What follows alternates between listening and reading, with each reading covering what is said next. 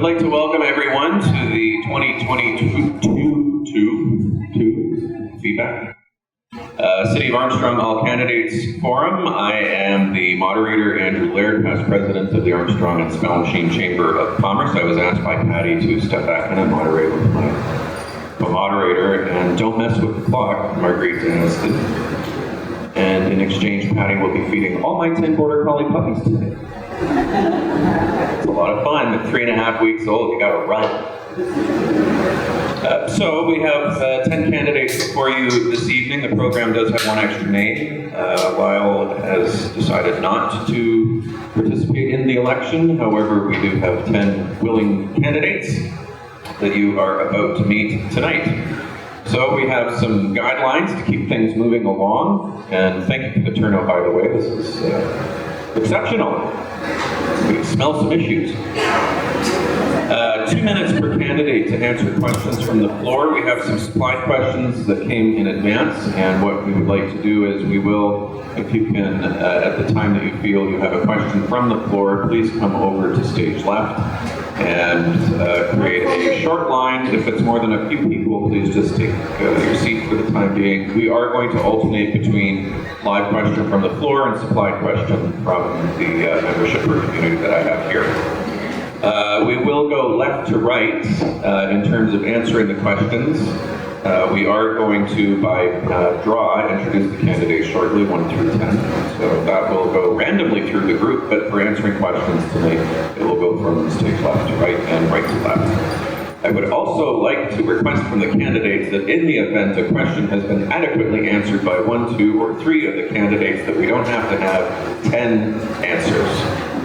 Because everybody wants to get home tonight, right? Excellent. And with, of course, respect that request is made. We will have a 15-minute intermission during questions, and then remaining questions from the floor. And then closing statements will get me 2 minutes per candidate. And we've also talked with Joe, who is incoming mayor, and we'll have some comments at the conclusion of the evening from himself. So candidates, I will draw your attention to the cards. That means stop. That means, oops. 1 minute warning, I'm kidding.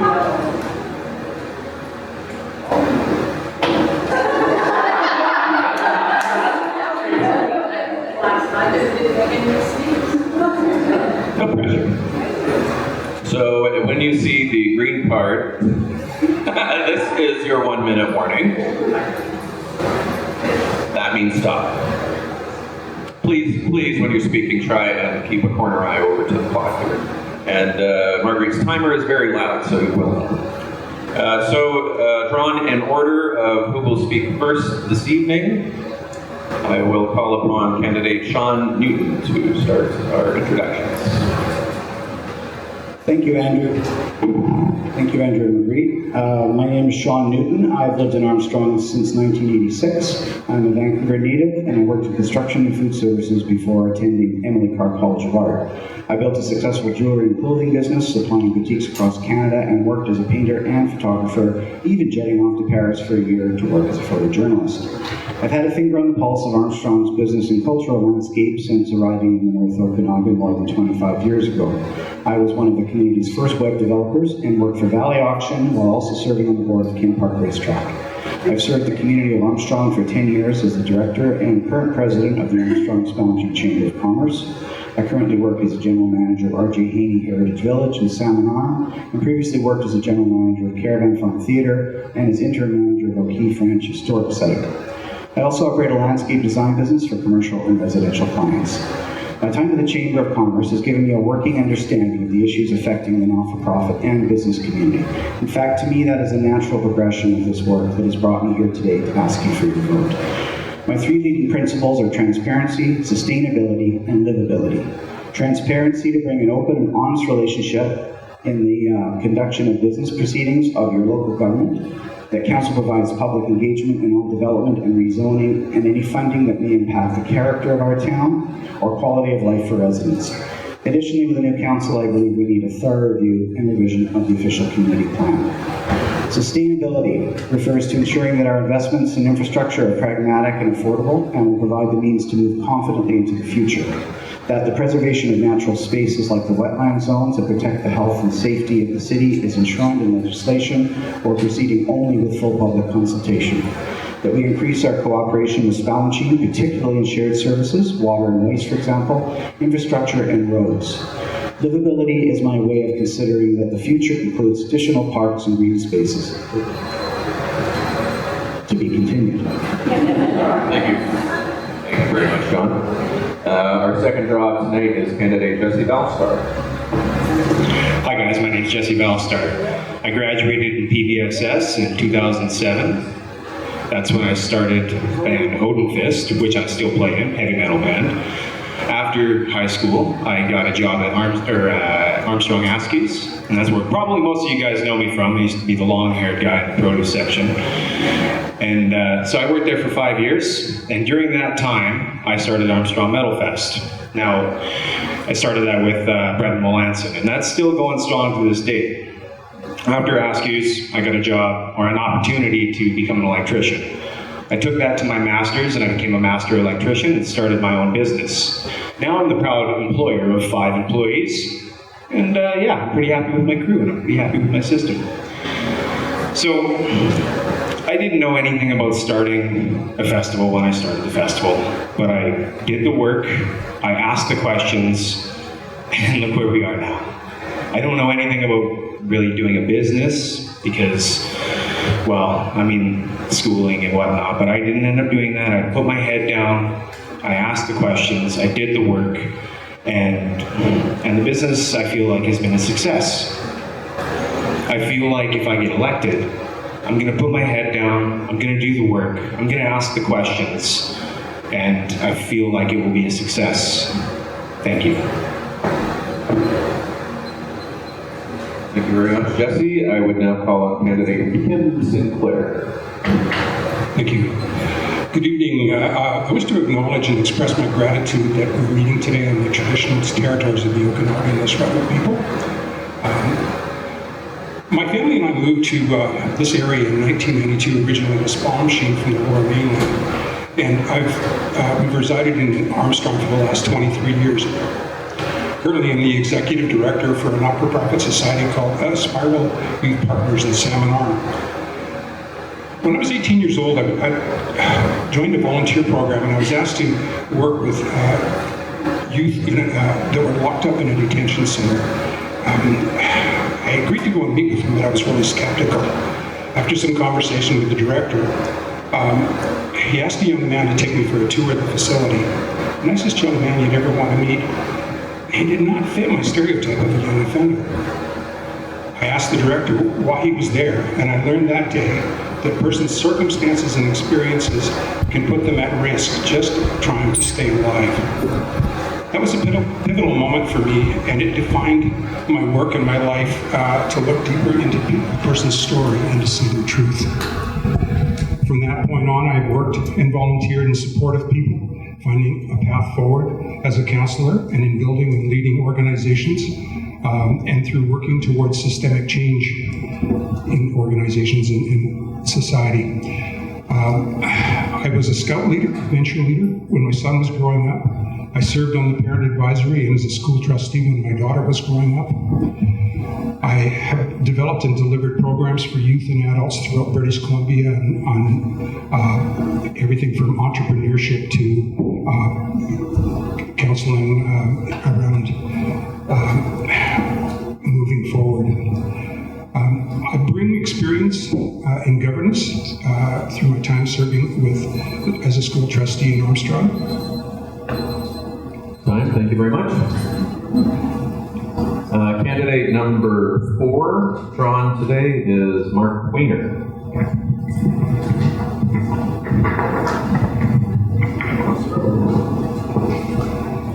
Good evening, everyone. My name is Mark Wehner, and of course also recognize that we're the traditional unceded territory of the Secwepemc and Syilx people. Thank you for coming here this evening, and I'm running for City Council because I want to give back to the community where I was born and raised. I believe that my deep roots in the community, combined with my education and my work experience here, will allow me to contribute to the council in meaningful ways. Now, if I'm elected, my goals are to preserve Armstrong's positive character as it grows, and to advocate for Armstrong's core infrastructure and services for current and future generations. Now, I was born in Armstrong. I was born in the old brick hospital. That's where its Heaton Place is now. I went to Armstrong Preschool, I went to Armstrong Elementary School, I went to Linwood Middle School, and I graduated from PVSS. After graduating from PVSS, I managed the Armstrong Pool while I was earning my diploma in electronic engineering. I spent 16 years in the fire service for the Armstrong Spallumcheen Fire Department, where 4 years I spent as a fire captain. And during that, recently I actually found myself back in school and studying business part-time and studying accounting as well. And amazingly, through all of this, I've managed to stay married to my amazing, understanding, and beautiful wife, Karen. Together we have 2 children we raise in the community, Matthew and Aubrey. They attend Linwood Middle School and PVSS. And I just have to say, as a proud parent, go PVSS Hawks. Thank you for taking the time to come here this evening, and I look forward to hearing the questions. Thank you very much. Number 5 drawn is Lydia Jovanovic. Hi everyone. First, I want to thank you for coming out tonight and thank the Amazing Chambers for hosting this event. My name is Lydia Jovanovic, and I've had the pleasure of living in this wonderful town for over 13 years. This place is truly amazing, and I'm grateful to call it home. I have 2 beautiful sons who are very active in our community, which has inspired me to become more involved. I am currently the president of the Armstrong Preschool and have volunteered with many different organizations locally, from fostering animals, volunteering at the IPE, helping Vernon Search and Rescue, and years of helping my sons on different sports teams. My younger years were spent in Prince Rupert in Europe, where most of my family is from. I moved to Vernon in '97 and fell deeply in love with the Okanagan. I've had the pleasure of operating a TELUS pop-up location in town, which was set to only run for 3 months, but with our amazing community, we were able to keep it going for over a year. I have been with TELUS for over 20 years and love my job. During that year, I got to be a part of the Chambers and see all the amazing work they do in our community. I would love to be a part of our council because I feel like I would be able to bring a perspective of a young family. Our council has done a wonderful job, and I feel like I would be able to help grow it even further. I'm very passionate about our parks and recs and would like to ensure that we become one of the best small programs in BC. Thank you for coming, and I look forward to our future. Thank you very much. Drawn number 6 this evening is Neil Todd. Good evening, folks. First, I would like to thank the Chamber for giving us all this opportunity tonight. On a personal note, I had an attack of kidney stones last weekend, and I've had some internal muscle spasms today, so just bear with me. A bit of background. My maternal grandparents homesteaded on Learmouth Road in Lavington in 1916. My mom was born there in 1923. My grandmother lived there until her passing in 1974. During World War II, my mom met my dad at the Army base in Vernon. I have uncles, aunts, cousins all over the valley. All my summers and holidays in my youth were spent in the North Okanagan. I was born in Victoria in 1960, started in the restaurant industry in 1975, attaining my Red Seal as a chef in 1989. I first lived in Armstrong in 1978 for a couple of years, making many lifelong friends.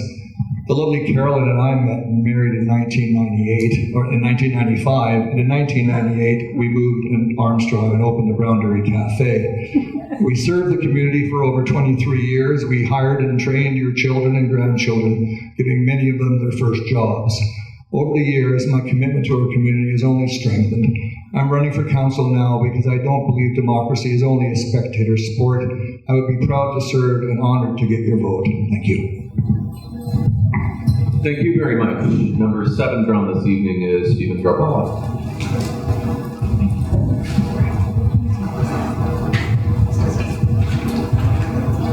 Good evening, everyone.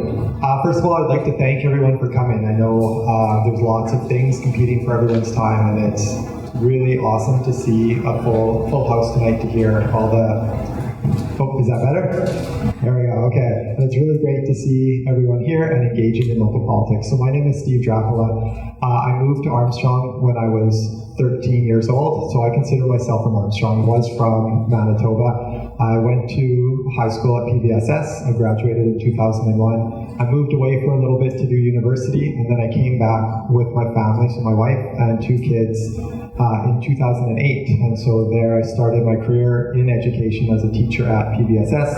I worked at Lenwood as a teacher, and a little bit at Fortune, and then was fortunate to come back as vice principal at PBSS for a while. And I spent the last 5 years in Salmon Arm as administrator, but I'm super excited to be back as principal at PBSS this year. So it's a connection that I've missed with the community for sure. I'm thankful for my time on council over the past 8 years that has kept me what I feel connected to the community while I was gone. But now it feels like it's all kind of coming back together for me. My priorities on council are definitely sustainability and sustainable development. I think we need to work on our affordable housing and just my goal of increasing civic engagement altogether. So I think sustainability has 2 different parts to it that's really important, and I think building resiliency within our community and using the assets we have with the wetlands, but then also reducing our impact on the community or on our just on the environment, right? Reducing greenhouse gases. Increasing civic engagement, I think that we've made some strides to that with redeveloping the city website and incorporating a Facebook page, and also continuing the use of technology to allow for that flexibility of in-person meetings as well as online meetings. Thank you. Good time, thank you. Number 8 on this evening is Shirley Fowler. Hello everyone. Thank you for taking the time for joining us tonight. This exciting evening, but super purposeful. I've enjoyed 17 years on City Council, and I look forward to continuing the passion of giving back to the community that I've called home for 58 years. Husband Fred and I had our 50th anniversary. We have 2 sons, 4 grandsons, and a puppy named Maggie. What's important to me? Our residents, our community, and looking forward to our future. Key issues are fiscal responsibility, managed growth, supply of housing options for all ages and stages of life, environmental and climate adaptation issues, recreation for all ages, including pickleball courts for Gary, infrastructure improvements such as road projects, sewer upgrades, water conservation, increased water storage, and finally the completion of our new City Hall that hopefully we'll be proud of for the next 50 or so years. What do I envision for the next 4 years? Well, completing the new official community plan, for sure, attracting affordable rental housing, working on a child care assessment that will identify existing gaps, recognizing and involving seniors and youth in communities in bloom activities, and continue working on downtown improvement projects such as the volunteer adopt a flower bed programs and infrastructure improvements. Listen and learn from volunteer groups in towns such as Heritage Conservation, the Trail Society, and other environmental issues facing our communities. Being involved with the implementation of the rail trail and also the completion of the transportation study so decisions could be made increasing public safety. That's it. Thank you. I was going to give you my closing. Thank you very much. Ninth on this evening is Paul Britton. Good evening, everyone. I want to also thank you for coming up tonight. My name is Paul Britton.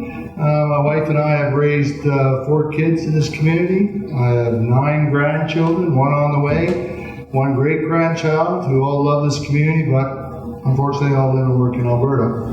I also want to thank Patty and the Chamber for organizing this event and all the work they do in this community. And I want to congratulate them for all the grant funding they brought into this town during COVID. I believe it's well over $340,000 to assist businesses, so good job, Patty.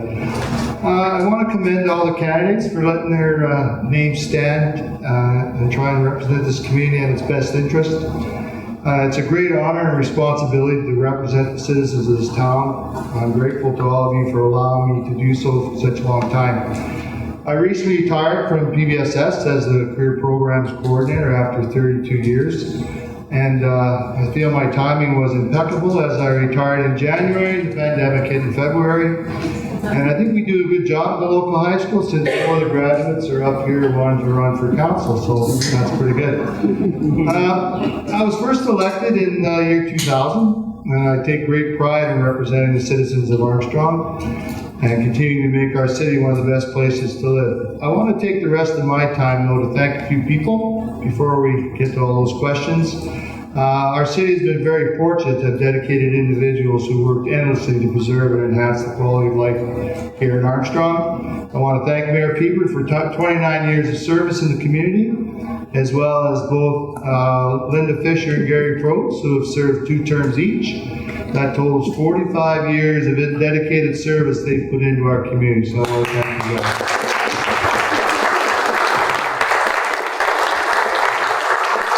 Besides the mayor and council personnel that are leaving, I want to thank some of our city staff. We will resume with that in closing remarks, perhaps. And I'll talk to that later. So we are going to offer open mic for any questions. Andrew, I'm still here. Number 10. Thanks, Andrew. Welcome, and I first want to acknowledge the privilege I have to live and work on the unceded territory of the Spallumcheen District, as well as the Silt Okanagan people. I want to thank also the Armstrong Spallumcheen Chamber of Commerce, particularly Patty and Andrew for organizing and moderating. And I too wish to congratulate Mayor-elect Joe Cramer and applaud and appreciate his initiative to step forward for public service. I also want to thank Councillors Frost and Fisher for their service to the community, and I especially want to recognize Mayor Pieper for his outstanding public service for nearly 30 years. And for as many other contributions to the community in many other capacities, including being a T-ball coach when I was 5 or 6. So I want to recognize all the candidates for council and selection for putting their names forward and caring about our community. Any and all of you will make excellent councillors because you care. It's with that I want to frame my opening remarks regarding my motivation to re-engage myself directly in local government leadership on Armstrong City Council. My motives are authentic. I genuinely enjoy serving my community and helping to shape policy decisions that affect everyday life in the community where I was born and raised. Armstrong's not unlike most small communities in the challenges we face with respect to infrastructure deficits, asset management, planning, affordable housing, development, sustainability, environment and climate change, adaptation, economic development, truth and reconciliation, emergency services, emergency planning, parks, recreation and culture, etc. I think that all of these need to be considered over the overarching community affordability in respect to taxation. I think it's disingenuous to run on a platform because as a city councillor in a small community, you have to be cognizant of all of these relevant issues on a broad context and work with staff and professionals to strategize and address these matters in the best short, medium, and long-term interests of the entire community. But we need to celebrate successes as well, and I appreciate that decisions of council, although some people may disagree at times with certain decisions, have advanced initiatives in our community that benefited everyone.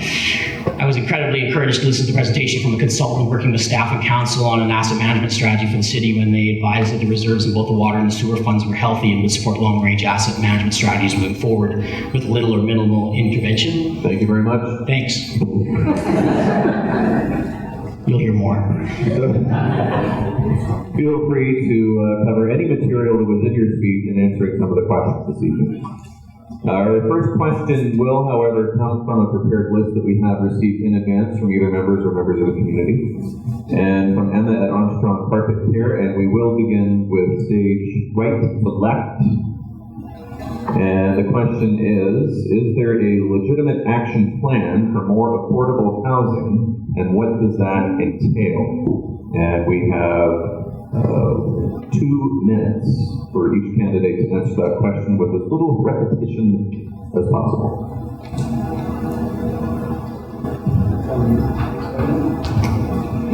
Okay, affordable housing actually is the #1 issue in all of the North Okanagan. It's not just Armstrong.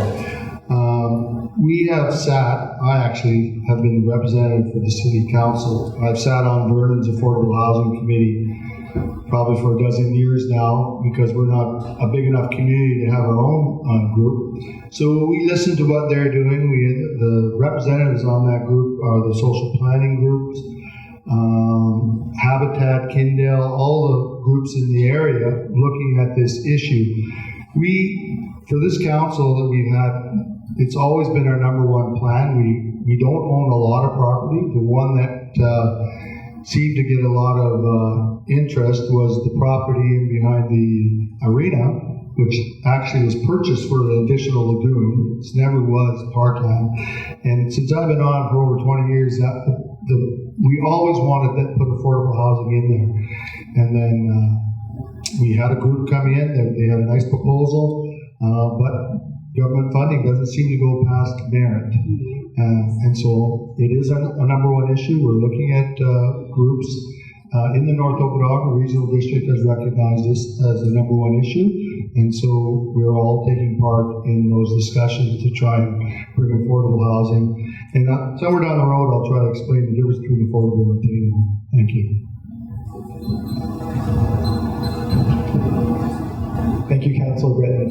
I think having affordable housing is a huge challenge, like Councillor Britton said.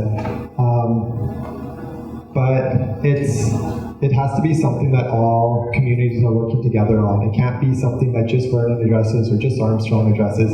I think the way out of this problem is by everyone taking a little bit of initiative and doing what they can. It's probably one of the things that when I look back at my 8 years of council is just a regret that we couldn't have done more and got things off the ground, because it has been a priority, but we haven't actually got any actual action onto it.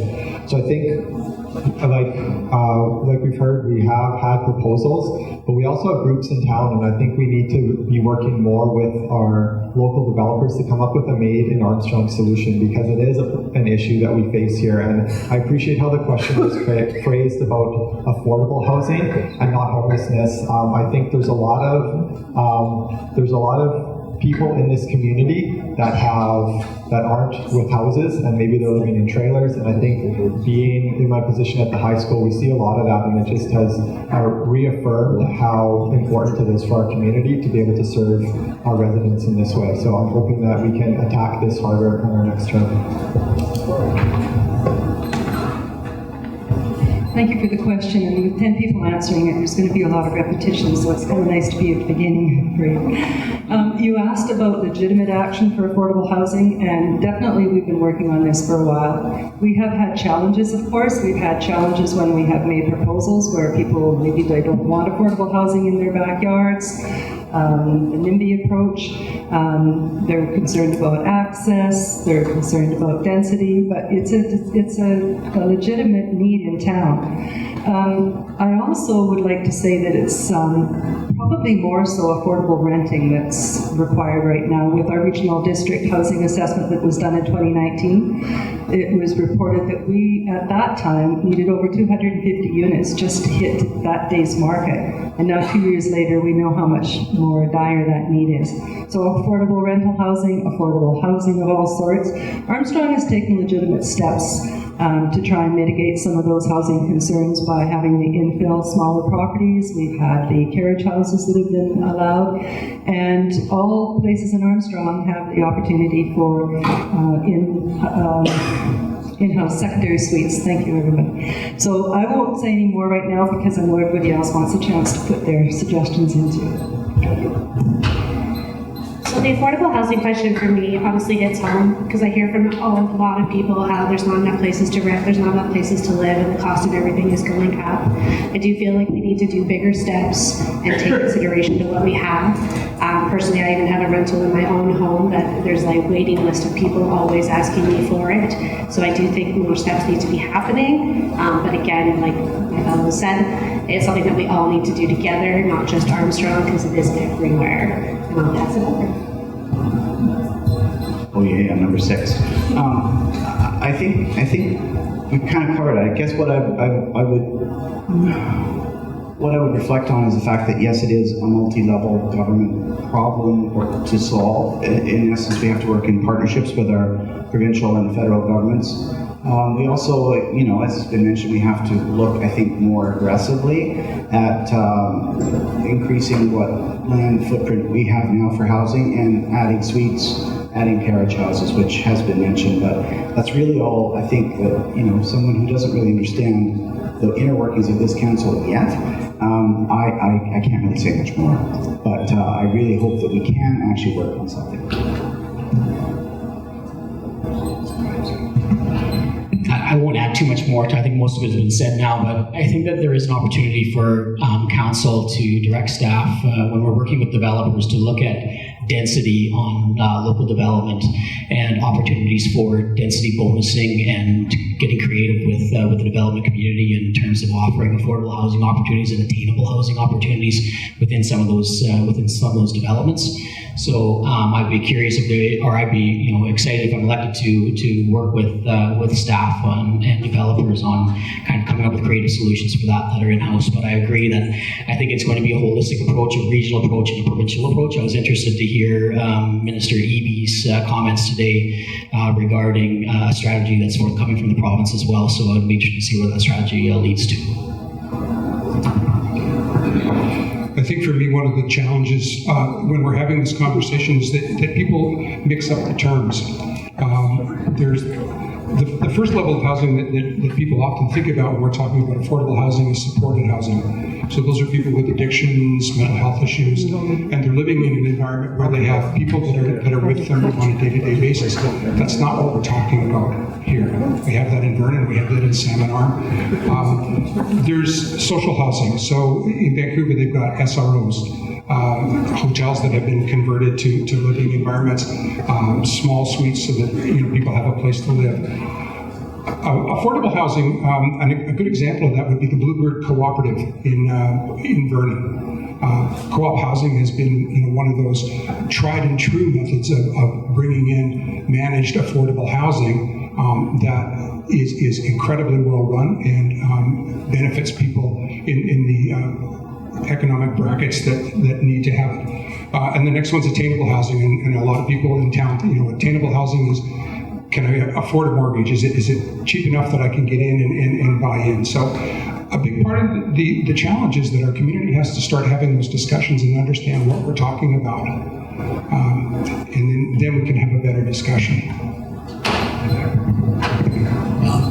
As Sean said, without being on council, it's very hard to have any finger on what's going on.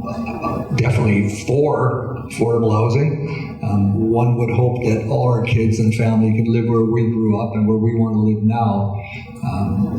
I think everything's been said up to this point, so I'm just going to pass it over to Jessie. So the question of legitimate action towards affordable housing, as someone who is terribly inexperienced in being on council, I don't actually have an answer for the legitimate plan for that, but I can share a few of my thoughts on it that have already been kind of touched on. So I have the lucky draw to have Kelly Fear, the guy who chairs the Affordable Housing Committee in Vernon, reach out to me, and him and I had a long discussion on affordable housing and what the assessments that was done last year, I believe, and what our current needs are. So I don't have answers, but I'm gathering information, and one thing that I have noticed, and it's kind of been a problem forever, is not necessarily affordable to own, but affordable to rent. As someone who worked at Askew's and I lived in this community, I rented a house with like 3 other people just to make it like affordable for us to live together. And as much fun as that is, I don't necessarily think that that's the answer. So anyways, passing it on to Mark. Thank you. I actually, being a business student, I looked into this and thought about it from my own perspective, and I thought to myself, if I was to try and buy in this market, could I afford it? And I quickly looked and realized, no, I couldn't afford to buy a house in this market with my income, or even earn the money to put down the down payment. Then I looked up to see what the average income was in Armstrong, and I looked and I realized that the majority of Armstrong can't afford to buy in this market. That's a significant problem, not for just the people trying to buy in, but this tells me that this is a community problem. And as Drapala said, I agree that this is a problem that we need more people involved in. This is a bigger discussion. I agree with our new mayor's perspective, and I think Kim actually also echoed this. We need to define what affordable housing is to be able to solve that problem. I've heard slightly different versions of it, and bottom line is, and from my perspective, I'd like to see people building equity. I'd like to see them owning their own house and not having to pay for someone else's equity. Thank you. Thank you all for the answers to that. We will open the microphone for a question from the floor if there's anyone that has something on their mind. It's a race to the mic. Carefully. Good tracksuit, thank you very much. One answer for your question, pardon me, 1 minute for your question, please. All right, staying on the topic, do any of you guys consider maybe that banning short-term rentals like Airbnb would be a solution to free up a lot of affordable housing? Can we get your name quickly? Patrick Lee. Thank you, Patrick. So we will now go and start with the opposite end of the table. Thank you, Patrick. Considering short-term rentals for affordable housing, I'm thinking if we want people in the community who are working here and living and being part of the community, I see short-term as short-term. I see that as an excellent solution for tourism, for people visiting the community, but I don't see that as a long-term solution. It might get us through in the short term, obviously, but we need more solutions that allow for housing. And again, my belief is an opportunity for people to build equity in their investment as they own their house. I'll pass the mic. So the thing about short-term housing rentals is, yes, it takes up a space, but it's also filling a need for the community of our hotel's booked all the time. You know, I try to book it for the festival, and it's booked solid. And I know a lot of patrons to the festival that I put on have to resort to Airbnbs. You know, they start in Armstrong and they go further and further and further. I don't necessarily think that banning an Airbnb or a short-term rental is the answer. From my knowledge, if there's more hotels available, that would definitely take out of the Airbnb market. But I don't know if that's necessarily something that I can do. I'm not totally aware of the powers of City Council in that aspect, but I don't think banning short-term rentals are necessarily the answer. I agree with Jessie. I don't think you can ban short-term rentals because people will just do them anyway. So if you're going to have them, you want them well regulated and to make sure that they're safe and it allows people to earn some income from their property. Perhaps look at a cap on the amount that you have, but certainly you can't ban them. So, pardon. I would agree. Banning them is probably not going to resolve much of the problem. One of the things that we do in Armstrong is when people build a new building, sometimes people want to put an apartment building up above. And my understanding is that some of that is restricted to people in your family or people that work for your organization. I think that should be opened up. I think if we're building a building, putting a second and a third floor on it is a really good use of space. It increases our density, but it decreases the amount of resources that we use for housing. Yeah, I don't disagree with my candidates up here as well. On the short-term rental, I know it's a significant problem in places like the city of Revelstoke, where a lot of the residents or non-residents in that community, and it creates a real deficit in terms of people actually living in your community throughout the entire 4 seasons, and so it's a challenge there. So I'd be interested to know first, though, and get an inventory of how many short-term rentals we actually have in the city before we ever kind of contemplate a full-on ban of those, so that we can just get a handle on and understand a little bit what the picture is. But I think that goes to an overall assessment and inventory of the whole housing market and the affordability of the community and attainability of housing in the community to begin with. So in terms of an all-out ban, I don't know if that would be a little drastic at this time, but I think it should certainly is something that we should consider as part of the inventory, at least anyways. Banning, I don't think that makes really any particular sense, but I think what your question is maybe getting at is the fact that one of the things that we have a problem with in this community is we don't have enough tourist accommodation. We have one small hotel. This has been an issue forever. We've really got to address this, I think, because tourism is critical to the flourishing of this community. Maybe even by exploring RV park extensions and other potentials like tiny home hotels or something. But that's something that is in itself an issue. But bear in mind that through COVID, we had a lot of bed and breakfast establishments, and we have quite a few around this area, Spallumcheen and Armstrong, and they're lovely and they're used a lot because of the lack of hotel accommodation. So what happened through COVID was a lot of those places turned into long-term rentals because nobody was traveling. So we've actually gone backwards. So if we had more Airbnbs, I think that might be a plus. It would open up other places to then address as permanent secondary residences or rental accommodations. So I think I've said enough. Thank you. I don't think that we should be banning Airbnbs, but we definitely need to be monitoring it. I don't think it's a solution for the long-term problem of affordable housing, but it would help our community a lot because, like everybody else said, we don't have a lot of space to stay in this town. That's basically it. Thank you for the question. You know, we probably all planned all day long for questions that we'd be facing tonight, and that wasn't one that I had given any thought to, but being that I'm third from the end, I've had a little bit of time to think. But honestly, I wrote down my answer before Ryan said it here, and that's that I would like to know how many exist to be able to give a good answer.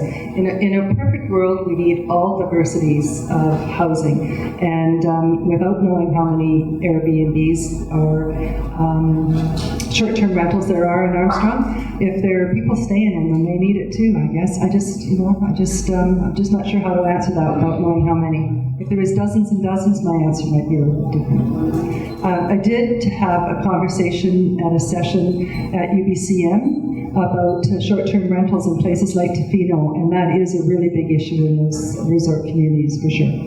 Thank you. Thank you for the question. I agree with Shirley in that I believe in database decision making, and so my gut tells me now that I don't agree with the ban, but I don't know for sure, right? I think we would want to get an inventory. And another question that comes to mind right away is if we didn't allow short-term rentals, would those actually be able to be converted to long-term rentals or secondary suites, right? Are the buildings that they're existing in right now actually meeting our criteria for those long-term rentals? So I want to know that impact, and then there's the other side of the impact of the tourism, right? If we're trying to solve one problem, we want to be careful not to compound a different problem somewhere else, right? Or at least know what the effects are before we start making those decisions. But that's a great question and worth exploring the issue for sure. Yeah, I'm not sure how many short-term rentals we have, but I look at it that in our town, we have a shortage of rentals. It's just like we talk a lot about secondary suites. We know there are a lot of illegal secondary suites in our community. We're losing funding on that. And we've discussed that at council, and we don't want to be heavy-handed because what happens if you go in and close those down, then you have all kinds of people that are going to be without a home. So we haven't pursued that yet. But my problem with that is that we have people that have spent good money to have legal secondary suites, about 40. In other communities, they say with that number, there's probably 80% that are illegal. So it hasn't really been something we addressed, as you know, in our town, and those are all by bylaws, complaint driven. So nobody complains, everything's fine. We don't get involved. And I hate to see council come in and start banning this and banning that. We're not a heavy-handed group. So thank you for your question. And some of them are nice to visit, but you would not want to live there. Next question will be from our supplied questions previously from the start of the evening. It is from the Armstrong Spallumcheen Climate Action Group. Do you support the ban of single-use plastics? And if so, how would you implement that and when? Another ban question, starting with Paul. Well, that's a ban I could probably get behind. I think lots of groups are trying it. Most people I see that go into, say, Askews are bringing their own bags with them. But until we find a solution, I just think that's probably something that we could, as a community, get behind. I think that's a pretty simple one myself. Yeah, I agree. I would be in support of a ban on single-use plastics. I think in terms of how that gets done, there's other communities to look to, right? And so I know Victoria, Salmon Arm have had experiences with this, and I think doing some research into how that worked out and what some of their hiccups and pitfalls were, and then kind of coming up again with that Armstrong solution that can hopefully avoid some of those roadblocks that they hit. Thank you for the question. You know, before COVID came along, we were so much closer to banning plastics. I know a regional district was really pushing hard to have plastics banned. They wanted to actually be the first ones in the province to have the ban. Had a little bit of pushback when Victoria had a problem with their ban. But I think we're getting so close to it that a ban is inevitable. But it's not just plastic bags, it's all the packaging, etc., that come along with it. So we continue to buy it, and I'll continue to put it out. So we all have to be cognizant of it. You know, we all grew up with reduce, recycle.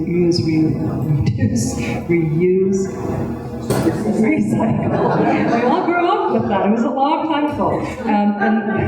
And the other one, of course, now is rethink. So, you know, we really got to be thinking about our future and what we're doing. Thanks. Do you agree we should be banning single-use plastics? I think most of our community is already slowly doing that as time goes on automatically without it being banned from us. It's a great thing for our environment, and it helps us grow our children into an older age that's going to be a healthy environment for them and healthy for us. Obviously, it can't happen overnight, but it's definitely something that we should be having discussions about and slowly implementing. Single-use plastics, yes, they should not be used.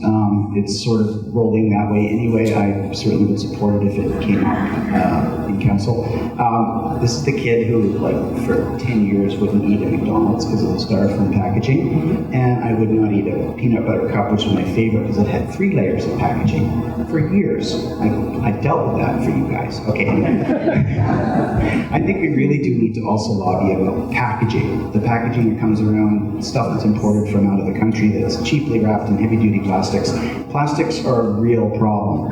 And we just learned last night from the Spallumcheen Council panel that the landfill is going to be closed, and they're going to be shipping garbage maybe to Vernon. So we have too much garbage. We have to really address this, and it's critical. Florida just blew away today, in case anybody wondered, and from hurricanes. So no, our environment is really in bad shape, and we have to be aggressive about these things. So yes, I would support it.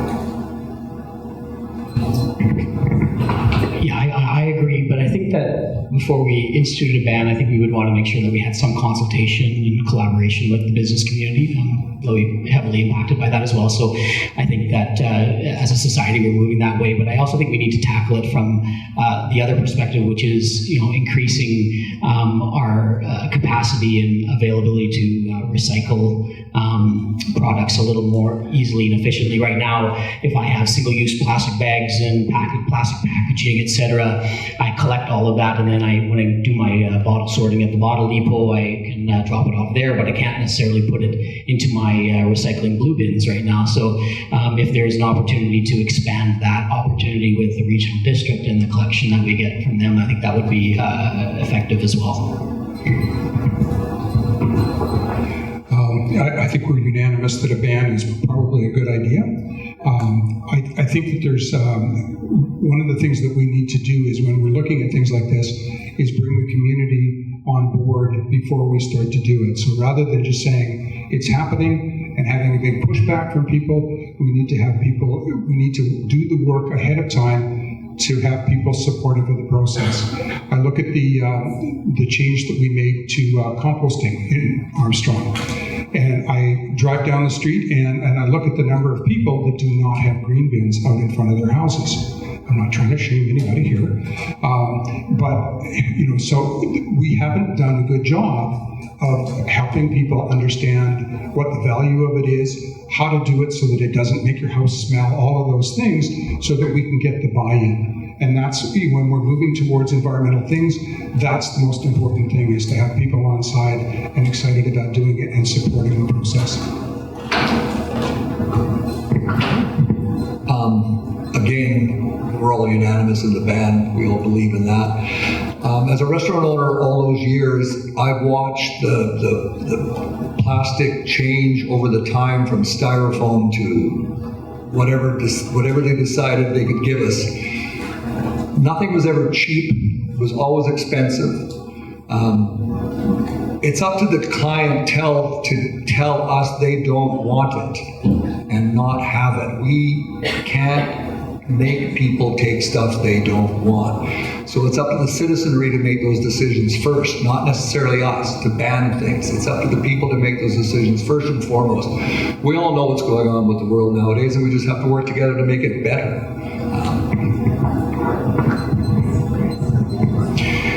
Banning single-use plastics would be something that I would be in support of, but banning anything, you can't just like make a decision, ban it, and just be like, deal with it. That's not a very nice way of dealing with anything. I think the proper way, as Ryan and a few other people had said, consultation of businesses, the people who are providing these things, figure out a rollout plan, give them some adequate notice, and then use the word ban. Thank you. I'd also be in support of a ban for single-use plastics. I'm thinking to myself, if I can adjust to a paper straw, I'm pretty sure that I can adjust to other things as well. I agree, implementing, it's easy to write something on a piece of paper, and it's extremely hard to implement a lot of those things that are written on a piece of paper. And I agree with both Nitchie and Drapala that there would have to be consultation, and there would have to be a collaborative effort. It'd have to be a group effort and a real awareness strategy to make sure people were aware and on board and be able to implement it well. Thank you. All right, so it's in the bag. We will open the floor to a question that we have for the microphone here. Please introduce yourself, sir.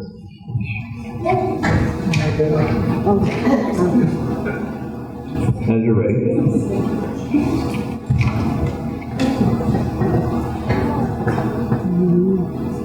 Yeah, my name is Donald Campbell. I live in Armstrong. This town is sort of unique. It has a wetland. I don't know if this wetland is secret.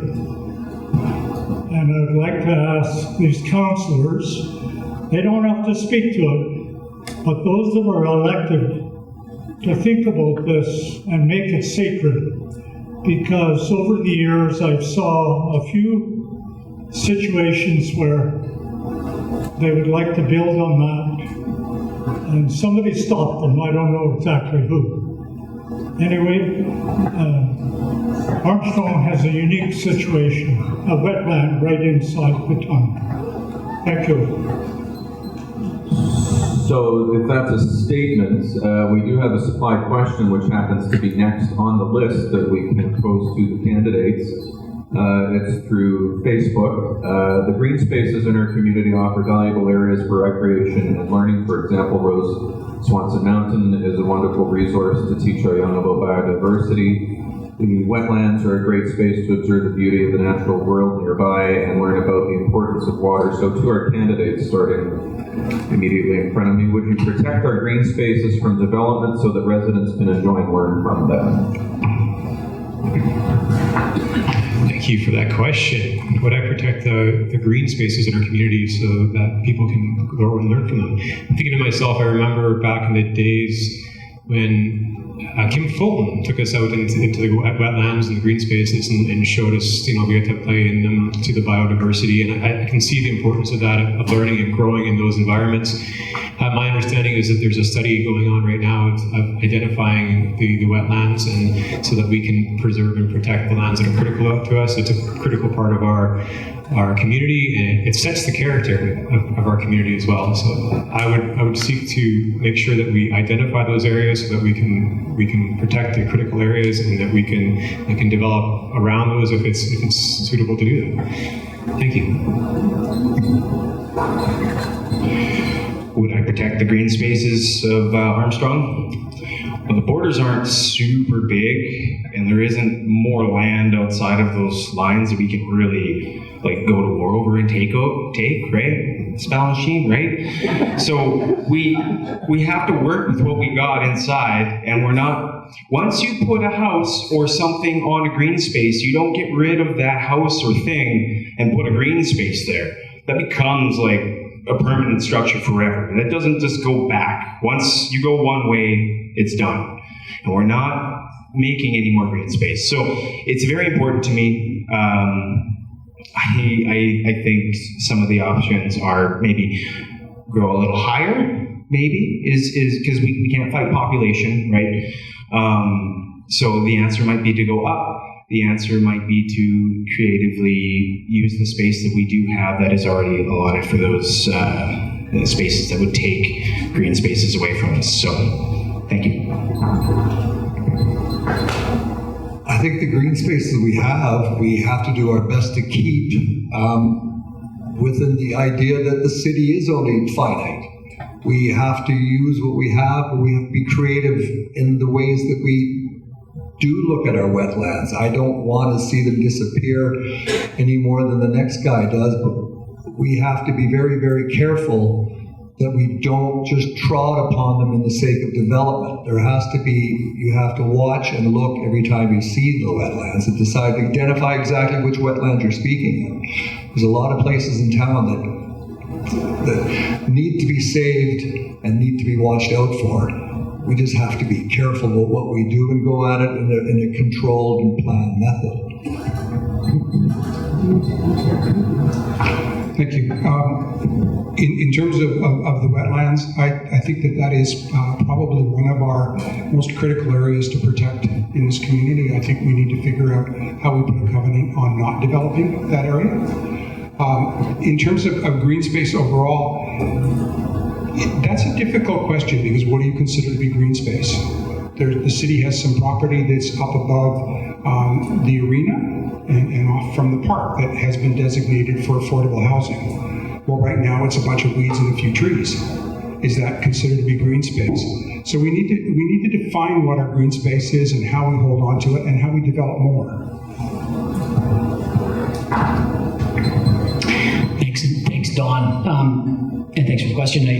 It's interesting. I think in the very first Cal Candidates Forum I was at in 1996, I think that was the very first question I was asked then. So it's been an issue in this community for 30 years almost, right? So my feeling is that as a council, we need to take every opportunity to preserve as much wetland space and green space as we can within the community, also understanding that we're under significant growth pressure.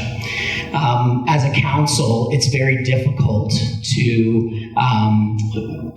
change what is existing zoning, right? So if a developer wants to develop on property that's already zoned and the development that they plan is conducive to that zone, it's difficult for council to say no to that zone. It's when they request rezoning that council has a little bit more leverage to negotiate as well. And the other part that is at time of subdivision is also an opportunity for councils to take parkland dedication in the amount of 5% of the area to use for parkland dedication and preservation. And there's also regulations that the city has and controls we have in terms of the riparian areas regulations as well as the streamside protection enhancement areas that we can use to protect areas along the creeks and streams and wetlands that we have. So I think we need to use all of those tools and as a council have a general consensus to do our best to try to preserve as much wetlands as we can and preserve green space within the community whenever we can.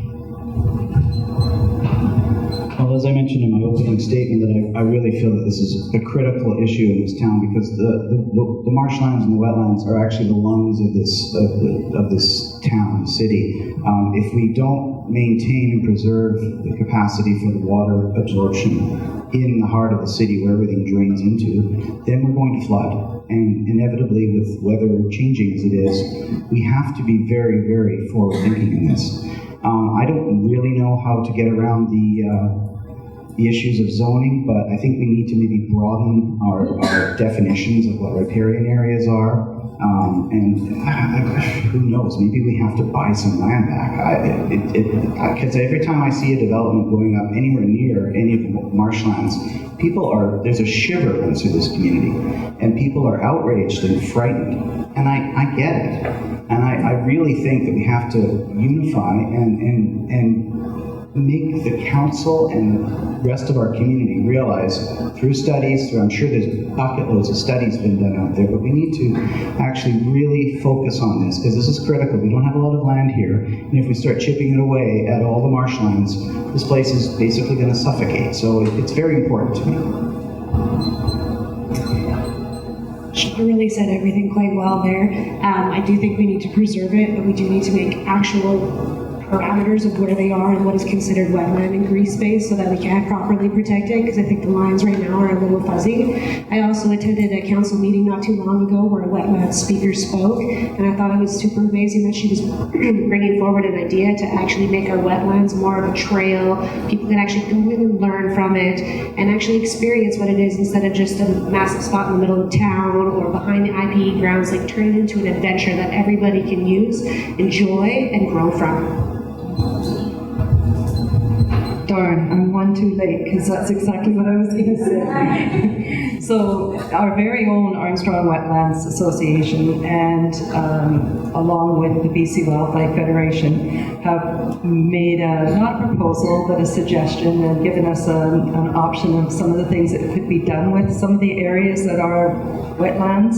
We started talking about green spaces, but I assume that they net wetlands because everybody's been talking about wetlands. So this proposal would see boardwalks and educational boards and trail systems, elevated boardwalks, of course, so you're not disturbing them. And I really have to give a shout out to Jill and her group because getting to know some of these interest groups like the wetlands and the climate action people, Michaela, we really are becoming more informed, and these ideas that are coming forth are so doable. And the next thing you know, our wetlands could be a real tourism draw. Look at Lear and the hot springs there. So yeah, all the other stuff that they said plus that.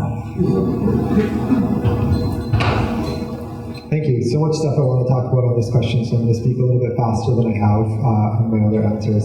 I think the education piece is key, right? To instill passion in our youth is how we actually get the ball rolling on all of this. So stewardship starts with experiences, and that comes with education. And so anything we can do to promote that education and getting children to experience the outdoors and the environment is what's going to actually save it into the future.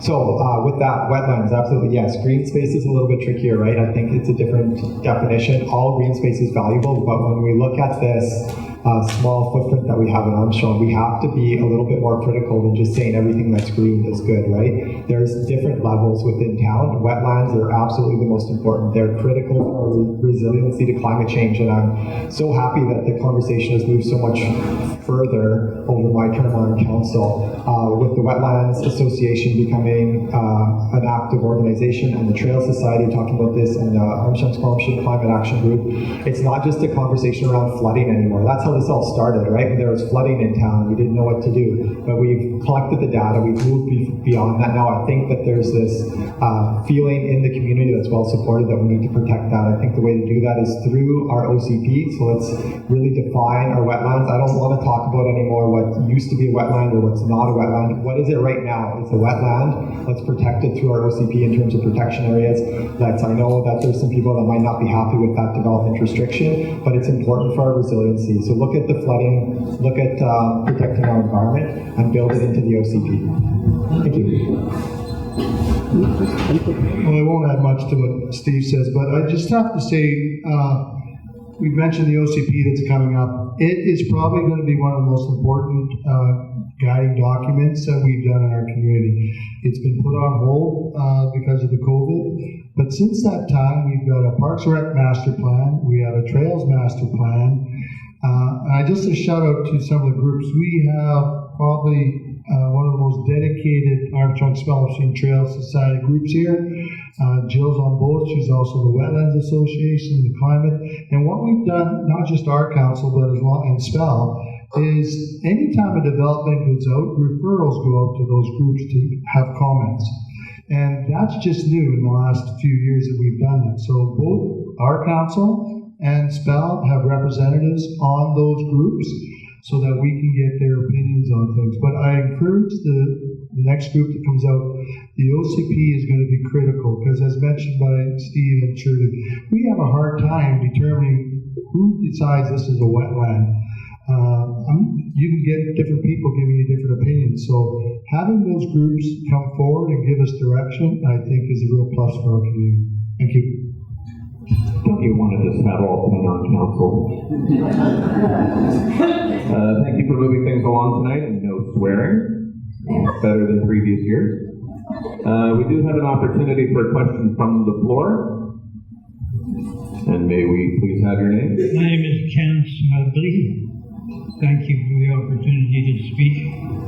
I don't know about the rest of you, but I received this particular flyer, this handout in the mail. In fact, I got 2 of them. And it's titled, The Selling of Armstrong. Now, this speaks to me of a particular and certain mindset, and I just am interested to know whether or not the prospective members of this council, upcoming council, are of this mindset, and if they see it as the future outlook and attitude that we're going to be looking forward to in relation to the evolution of the community. Thank you. So we will start with Paul on that, please. Okay, thanks, Ken. I'm not familiar with that document. I have never seen it. I don't get my mail that often, so I haven't actually seen it or know what it's about. But I'm just thinking what you're saying, that selling of Armstrong. We have a mission statement at council that we follow all the time, and I'll just read it. It's to preserve and enhance the quality of life in Armstrong through responsible, efficient, effective delivery of municipal services of our citizens. And we use that mission statement when we make decisions. So I'm not sure what that article's about, but I know we're considered a growth region. Armstrong has grown faster than any other community, and we need to have some control of that. I think at City Council we try to do that, but I can't comment on the article because I've never seen it. Can I put you out of your misery? It's a real estate flyer. It's a real estate agent, one real estate agent's flyer. Okay. You're welcome. Thank you. So that was going to be my assumption, was that it was an advertisement for a real estate agent. And so, I mean, I'm not looking, my philosophy wouldn't be to try to get the people that are in Armstrong to leave Armstrong and bring new people in, right? But I do think in a way, I want to sell Armstrong. I want to sell Armstrong to the country, to the world, right? Like I want to advertise this. I want to show what great things that we have in Armstrong in terms of tourism to help our businesses. So in that way, I want to sell Armstrong, but I don't want to sell it in the way that the real estate flyer has seemingly indicated. No. Well, until we get our housing crisis sorted out, I think we should just put the doors on maybe only allow people in with passports or something, I don't know. I haven't seen the article, so I won't comment on it. Ask me another time. So luckily, I actually just checked the mail today and got that article that you have in your hand. That is a local real estate agent that I actually know. He is a great guy who supports Armstrong in many, many ways. I think what he was trying to do, and maybe didn't hit that out of the ballpark, was just say that he is a great real estate agent to represent Armstrong and hopefully get new families into Armstrong. Definitely did not word it correctly. And I personally don't think we should sell it, but I think that we should show the world how amazing Armstrong truly is, because we are unique, we are a gift, and I don't think everybody knows that until you experience it by being here. And I know that Armstrong is a very desirable area, hence why we have the affordable housing issue. Thank you. Thanks for your question, Ken. I think I know where you're coming from on this. Do we as a council or a potential council members, are we behind like development unencumbered and unhindered. It's kind of, I think, maybe what you're looking for. Just selling and expanding and getting bigger. And I think, well, from my personal point of view is that it's not always the right thing to just grow for growth's sake. I think it's really wise to think about how you grow and where you grow and your density and things like that. Even if you do grow, and it's sort of inevitable that we are going to have more people living here. It's a very lovely place to live, so people do want to come here. And yes, we should sell it as a tourist attraction, but that doesn't mean everyone has to live here. Thank you very much. But I do really think it's really important that we be very cognizant of how development is handled. And I think that's really that becomes a relationship with the community, telling us where and how they see the community at the same time as we're looking at granting permits for maybe going high-rise, maybe smaller, adding heights to businesses downtown for secondary apartments. Those kind of things are feasible and perhaps very desirable, rather than just selling and developing vast tracts of condominiums.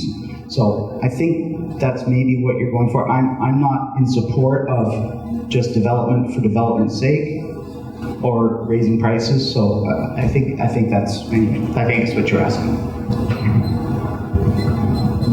Thanks, Ken.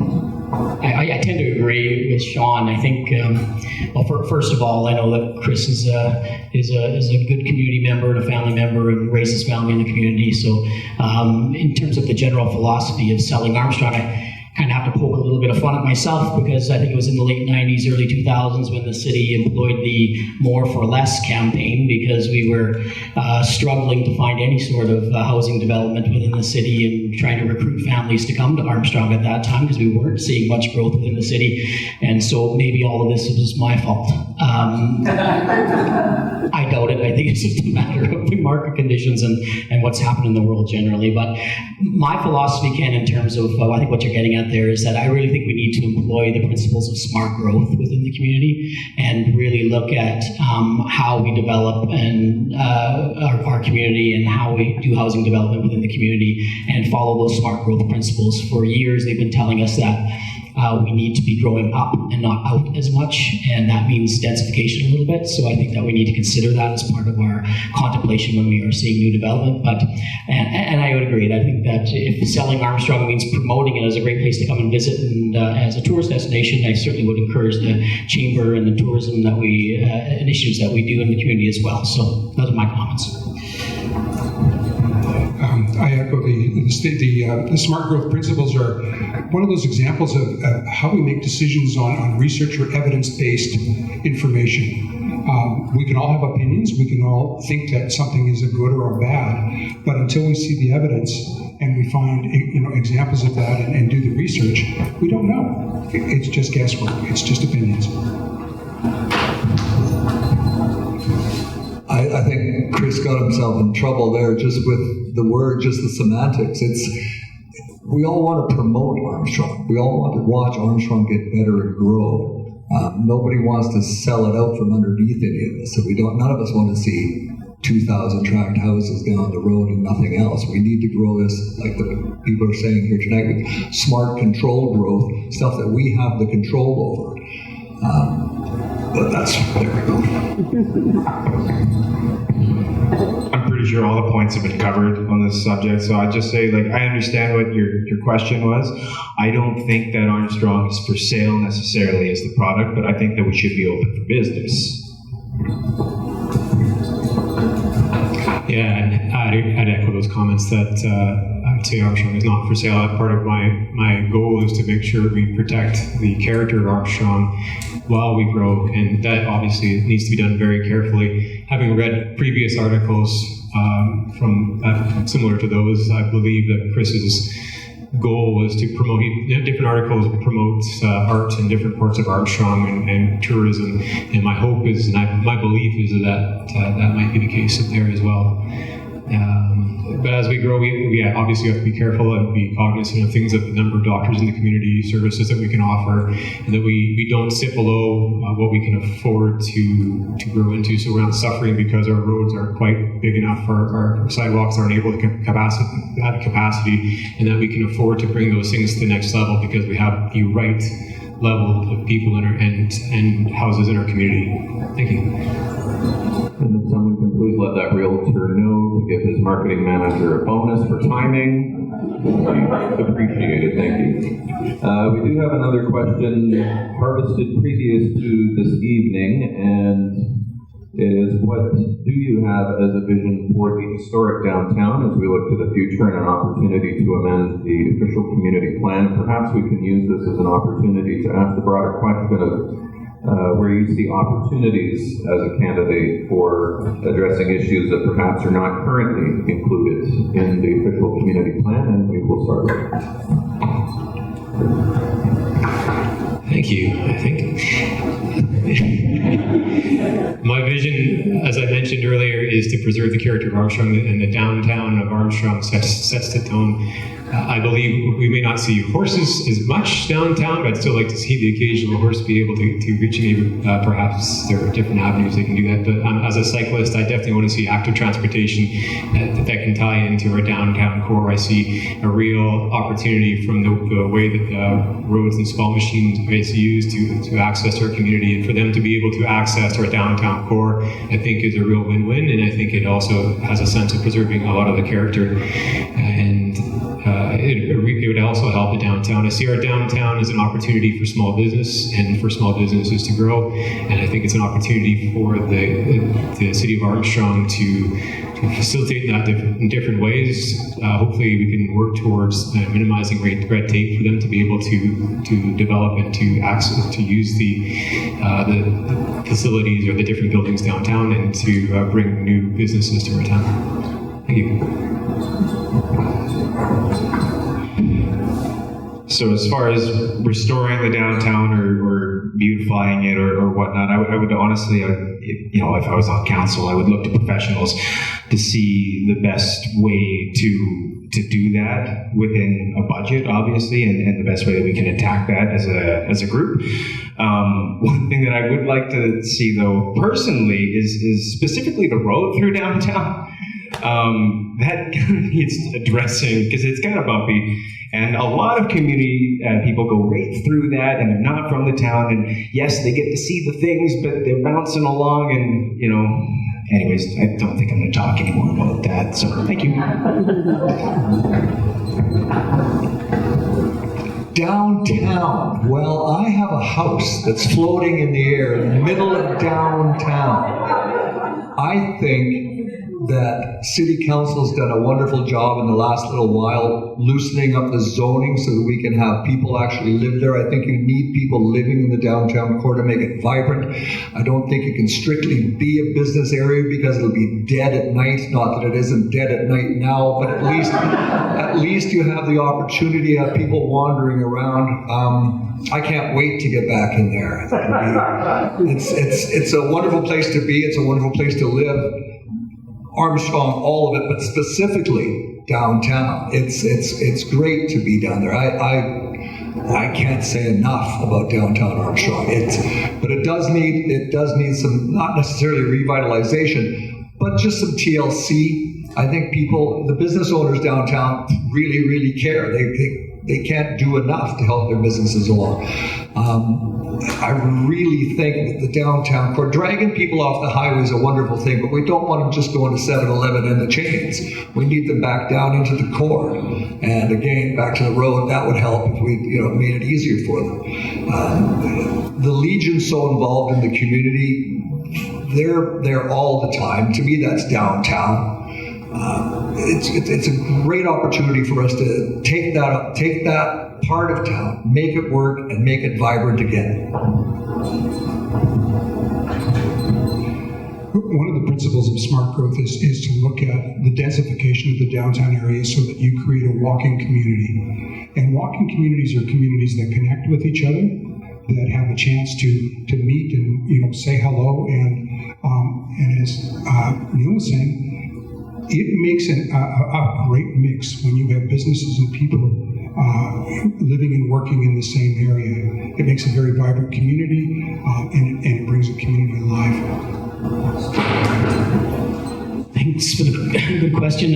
I'm just remembering back to planning that the city was doing back in around 2008, 2009, when we were talking about revitalization downtown and roadworks in and around the Spirit Square when it was being built.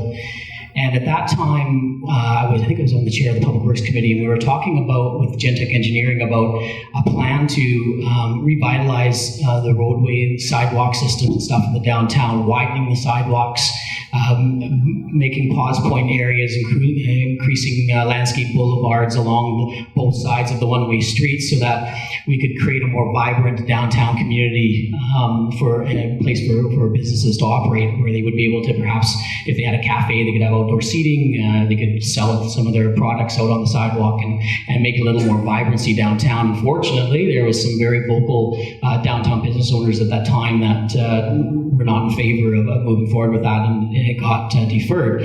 But I think that as a council, I think the climate in general has changed, and as Kim has mentioned, thinking about making a more walking community and not so dependent on cars is certainly something that I would like to consider, and perhaps something that maybe we could bring up and discuss again at council. Neil loves downtown so much he had it rezoned.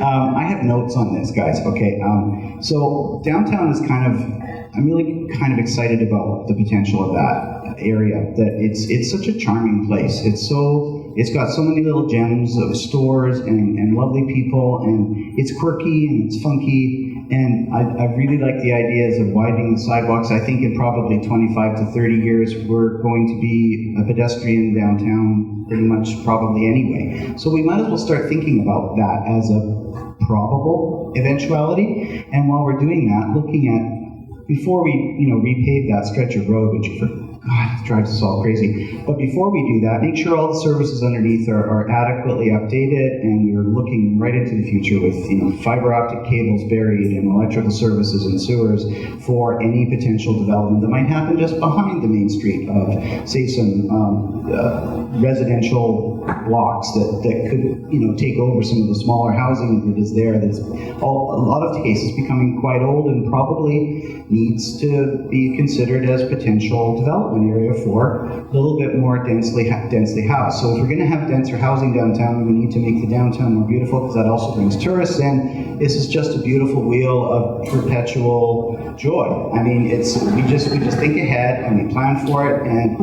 it's all very possible. I think we need to also promote the use of the fairgrounds for other activities.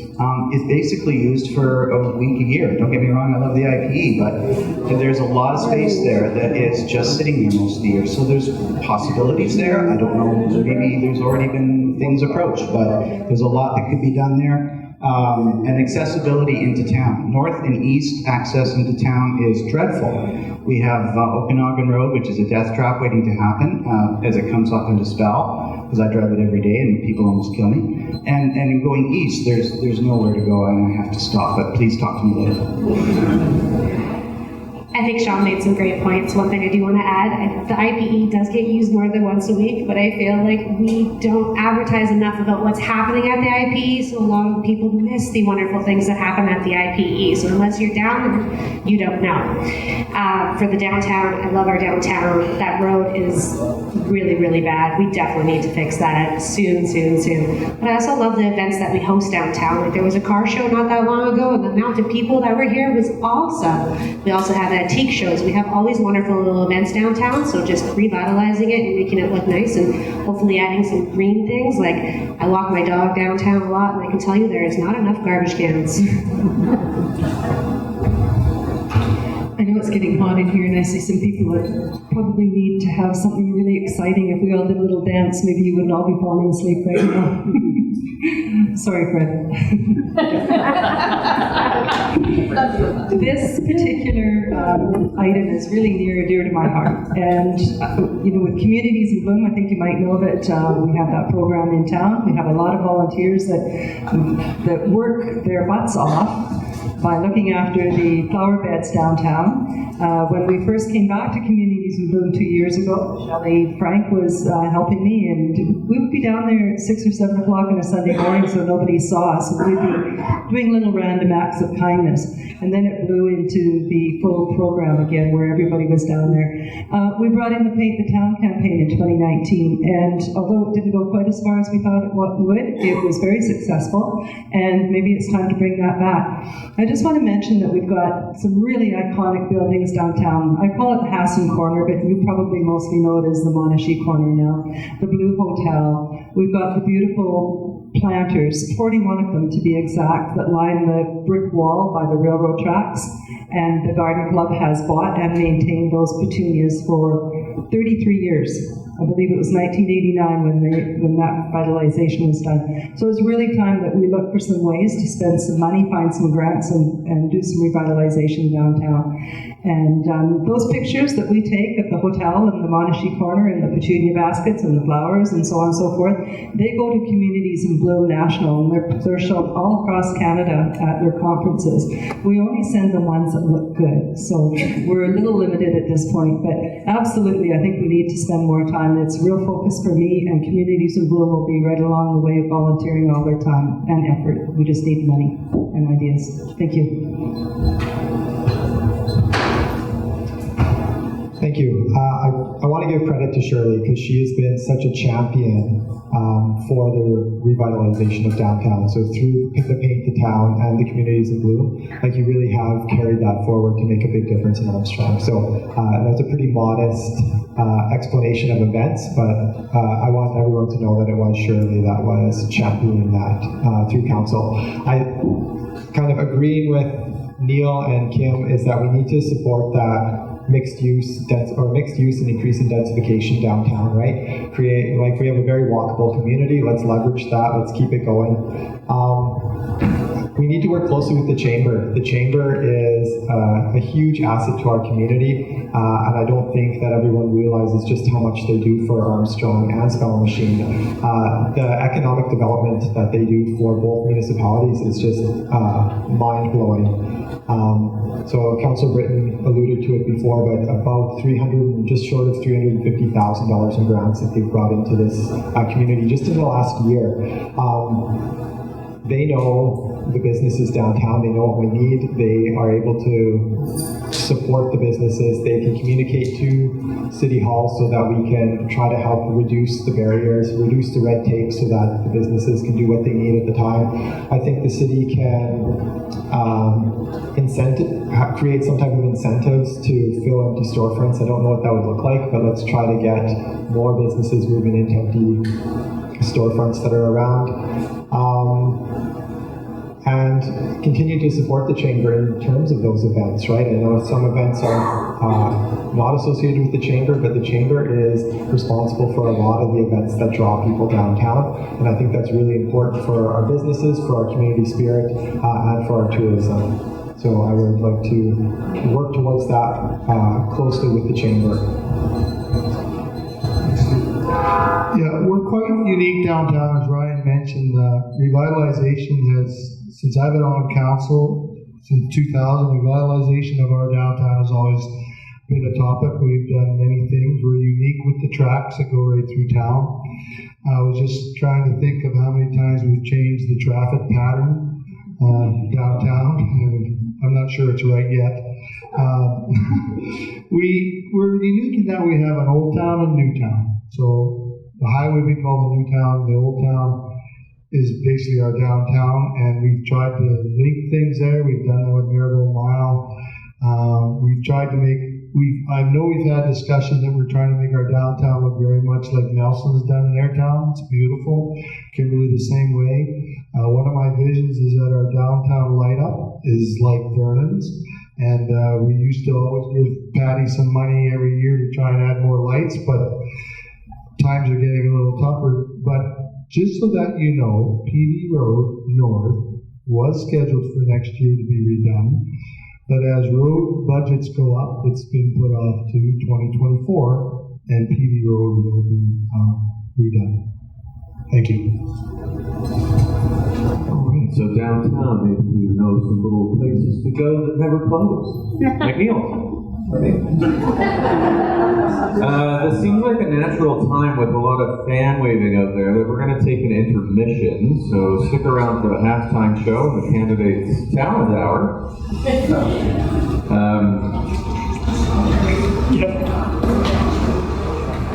We will start with that question as soon as we come back, and Paul will begin the answers. So we'll see everybody in about 10 minutes. Let's go watch the train. We'd like to welcome everyone that has decided to stick around for the second half.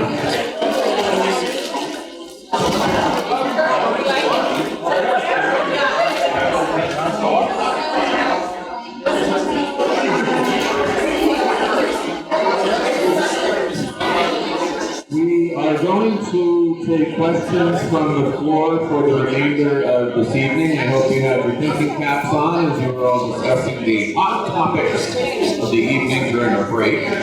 So our first question is going to come from the individual at the microphone. Please introduce yourself. Hi, council members and not wannabes, but you know. My name is Kelly Mast. I was actually at the, it's not down enough. Shortness is a problem. I was at the meeting last night. I'm new to this community. I'm learning about how it all works. It's really unique having a city Armstrong in the middle of a bigger township area. A couple comments and then a quick question about economic development. I would really like to encourage you, being from a bigger center and actually having a tourism degree, being involved in tourism for the last 35 years, Armstrong is a primo place, and I've traveled a lot of the world to develop tourism. The agritourism that's going on in Spallumcheen, it's exciting. What I want to encourage you is in rather than thinking banning, like the potential banning of short-term rentals, areas that want to develop in tourism need short-term rentals if they want to develop that. You stifle that, you're going to cut your own throat in the area of developing your tourism. So rather than maybe looking at short-term rentals as being the problem, we can maybe take a look at what I think is a bigger problem, because I moved from out of province to a property, and I'm asking for a little extra time, a little grace on this, because this is important. We'll grant it 30 more seconds.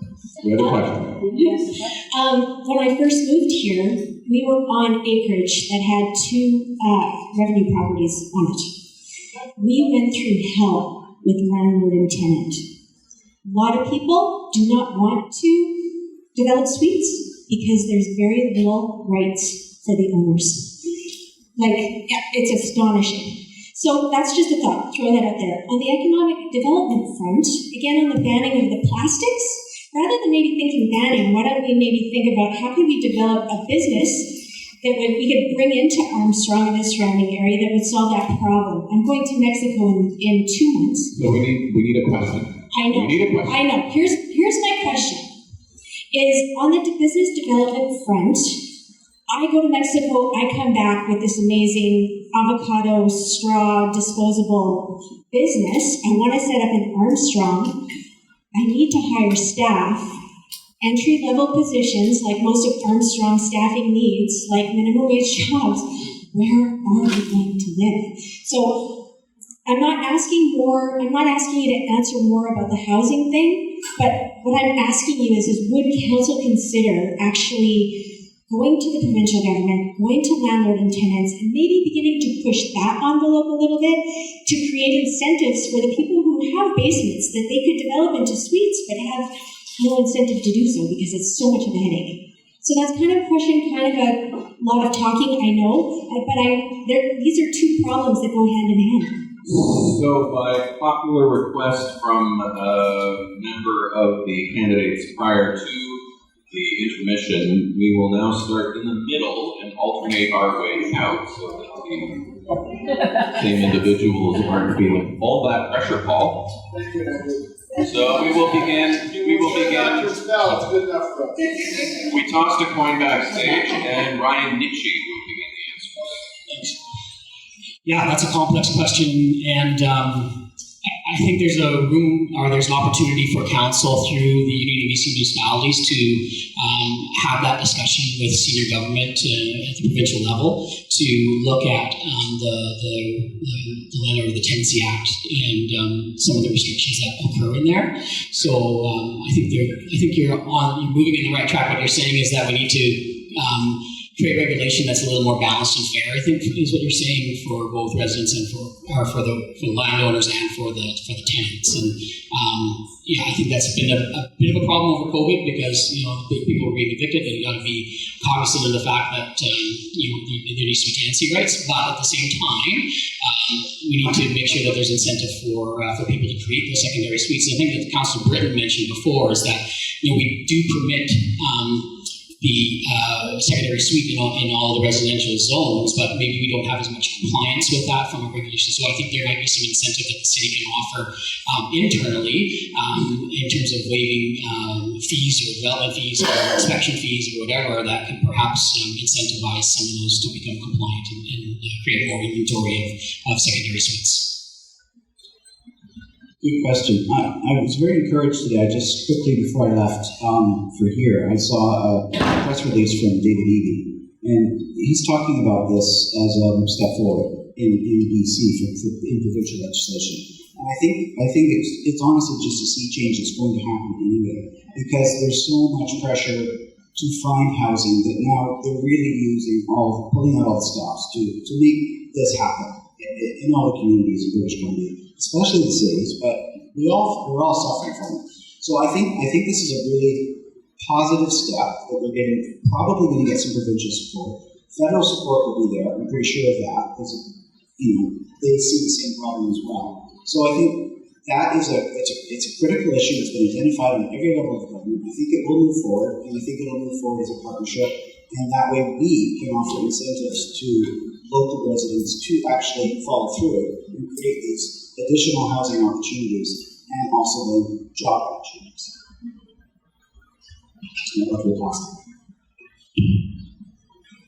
So just a kind of a quick thought on your business requiring people. It's an issue everywhere in my business. I get people that apply from Montreal, Toronto, and my first question is where are they going to live? And I've got a business in San Arm, and it's as tight or tighter than it is here. If you were to start to form relationships with people who have secondary suites, maybe you could form a collaborative so you're going to bring employees in, they're going to be vetted, and they could be into some of those secondary suites, and so you could have a very different kind of arrangement. Just a thought. I do think that's a great question and a problem in everybody's experience. I feel like there's a helpline sign almost everywhere in our town, and just everywhere in BC, to be honest. I have been both a renter and a homeowner, and I have a rental in my home right now, and I've had wonderful experiences and negative experiences from both, and I do agree that we do need to kind of push the rental tenancy agreements government a little bit more so that they understand both point of view, so that we both have equal rights. And obviously, a conversation being had is warranted and needed, and I personally have no problem doing it.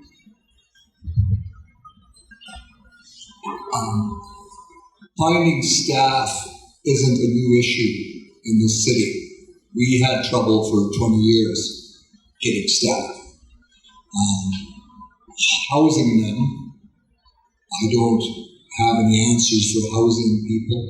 I think if people wanted to develop a business and were willing to invest that much, they might want to invest in housing for staff as well. I don't know if that's possible. Again, provincial regulations are provincial regulations. The City Council has no control over those.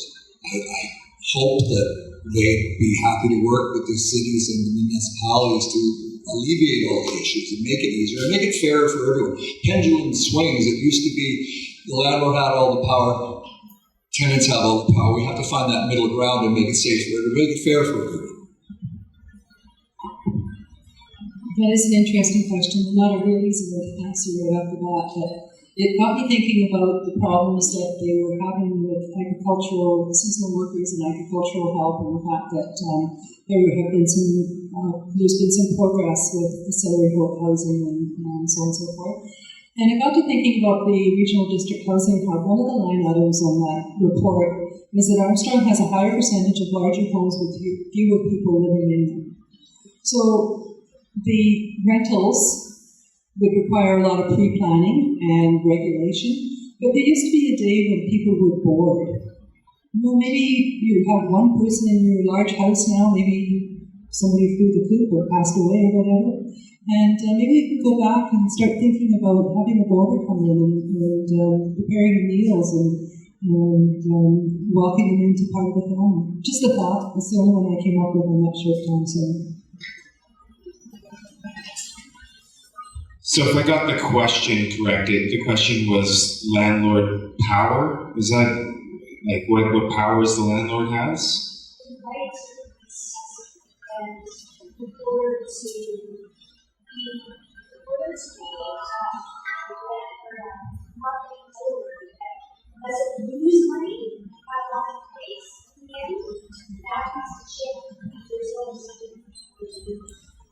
Okay, yeah, sorry, I just wanted to clarify the question. There's like a lot of different answers.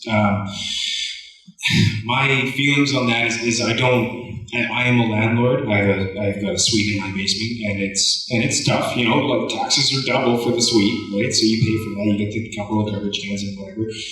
You know, it's part of doing your due diligence. It's also an income that you can have as well. I think it's important that suites exist for both people who can't afford to buy the house without it, and I believe that anything that City Council, like, I would have to really lean on professionals in the field for an answer or for even guidance as to how to approach that. But it's something that would be important to me, that directly impacts my life. So.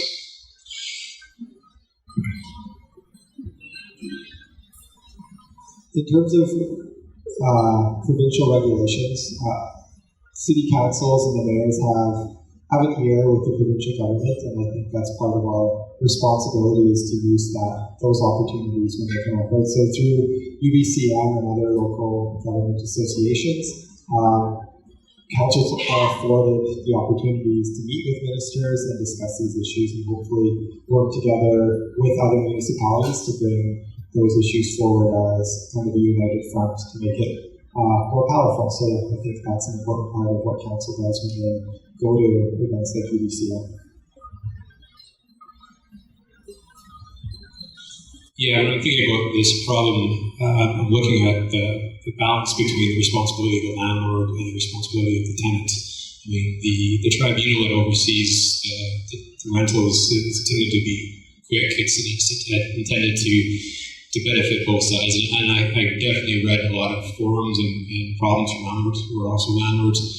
And from what I can see, it appears one-sided, but obviously it's there. It became that way for a reason. It'd be nice if we could find a way to balance it back. Ideas that I've seen floated is to enable the ability to when you take rent, to have that affect their credit rating.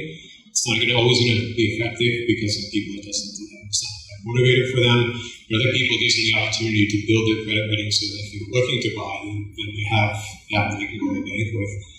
And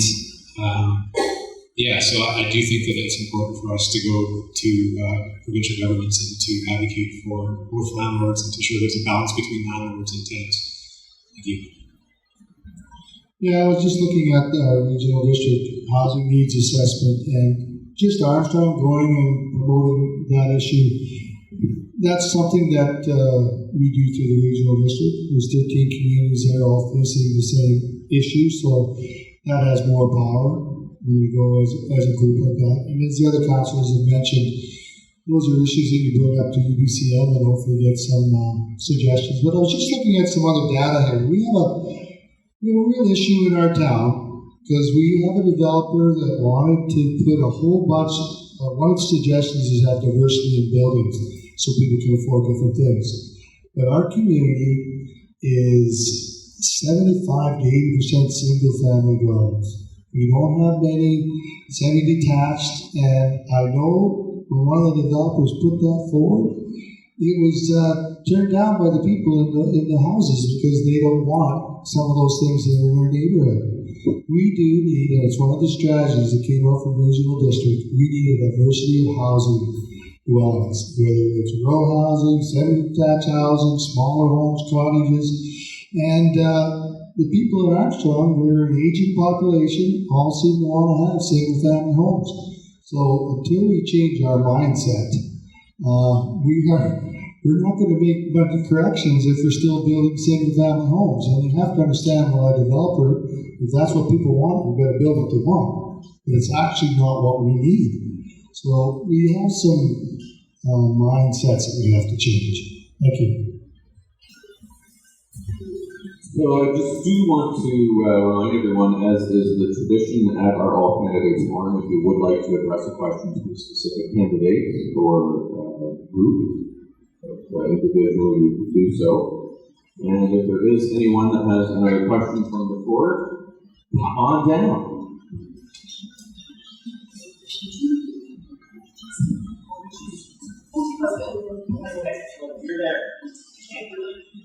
And please introduce yourself. My name is Michaela Cannon, and I'm part of Armstrong's Community Climate Action. And so you can come and ask me something about climate change here now. But I'm not going to, because right now what's on my mind is truth and reconciliation. This is Truth and Reconciliation Week, and it's very important that we take the time to think about this deeply. So my question for you is, what are you going to do personally as well as a councillor for Truth and Reconciliation? So this is to all candidates? To all candidates. I'm sorry to keep you on here. So we flipped a coin earlier backstage, and this time I believe Todd, you start the answers. Okay. I personally am going to Santa because the art gallery there it's the second year they've done it. They're having a special day where they've formalized the plan with the First Nations on how to proceed with recognizing and marking this occasion. So what they're essentially the outline of it is that there's a blessing, there's an introduction, there's some talking, and then there's an open mic so people can share their stories about their residential schools and whatever else they want to talk about. And so that's what I'm going to personally do. And I think it's an amazing format that would be remiss if we didn't think about maybe doing something very similar here. I'll report back on how it went, but last year's was very successful from all accounts, and I didn't go because I didn't know that, but this year I do, and I'm going to go there, and that's what I'm doing, how I'm going to approach this day, because I think awareness and listening is critical. Great question, and it's one that's I'm very passionate about, both in my personal life and my professional career. Of course, many of you may know that I'm deeply involved in the City of Armstrong Rail Trail project right now, and the tripartite partnership between the regional district of North Okanagan, Columbia Shuswap Regional District, and Spallumcheen. So through that experience over the last 6 years, I've got to know many friends within Spallumcheen particularly, but through my work I also have to engage quite a bit with all of the Shuswap nations as well as Okanagan itself. So I spent quite a bit of time in my career working directly with them, and I've learned a real appreciation. I'll give you a really neat example of something that I've done just recently, which was a elders gathering that we held at North Fork Wild, which is north of Malacca, and on a park that we were developing up there. And that particular experience for me was incredibly moving, in that the elder had used that area that we were in as a traditional berry picking when she was in the early 1940s. And then when colonial settlers came and their families came to berry pick there that year, they were basically scared off the land with settlers with guns.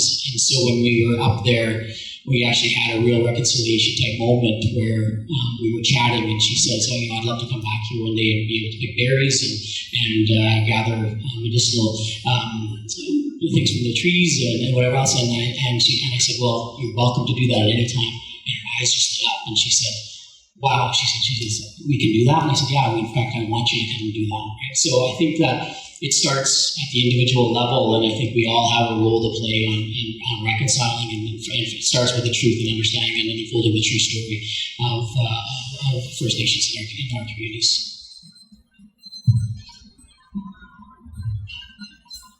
So personally on that day, I have a 15-year-old and I have a 4-year-old, and I'm going to spend that day educating my family about it, because I feel like my 15-year-old who's in school doesn't necessarily learn the whole truth about it, and it's one of those hard truths you need to actually learn about to be able to grow and not repeat history.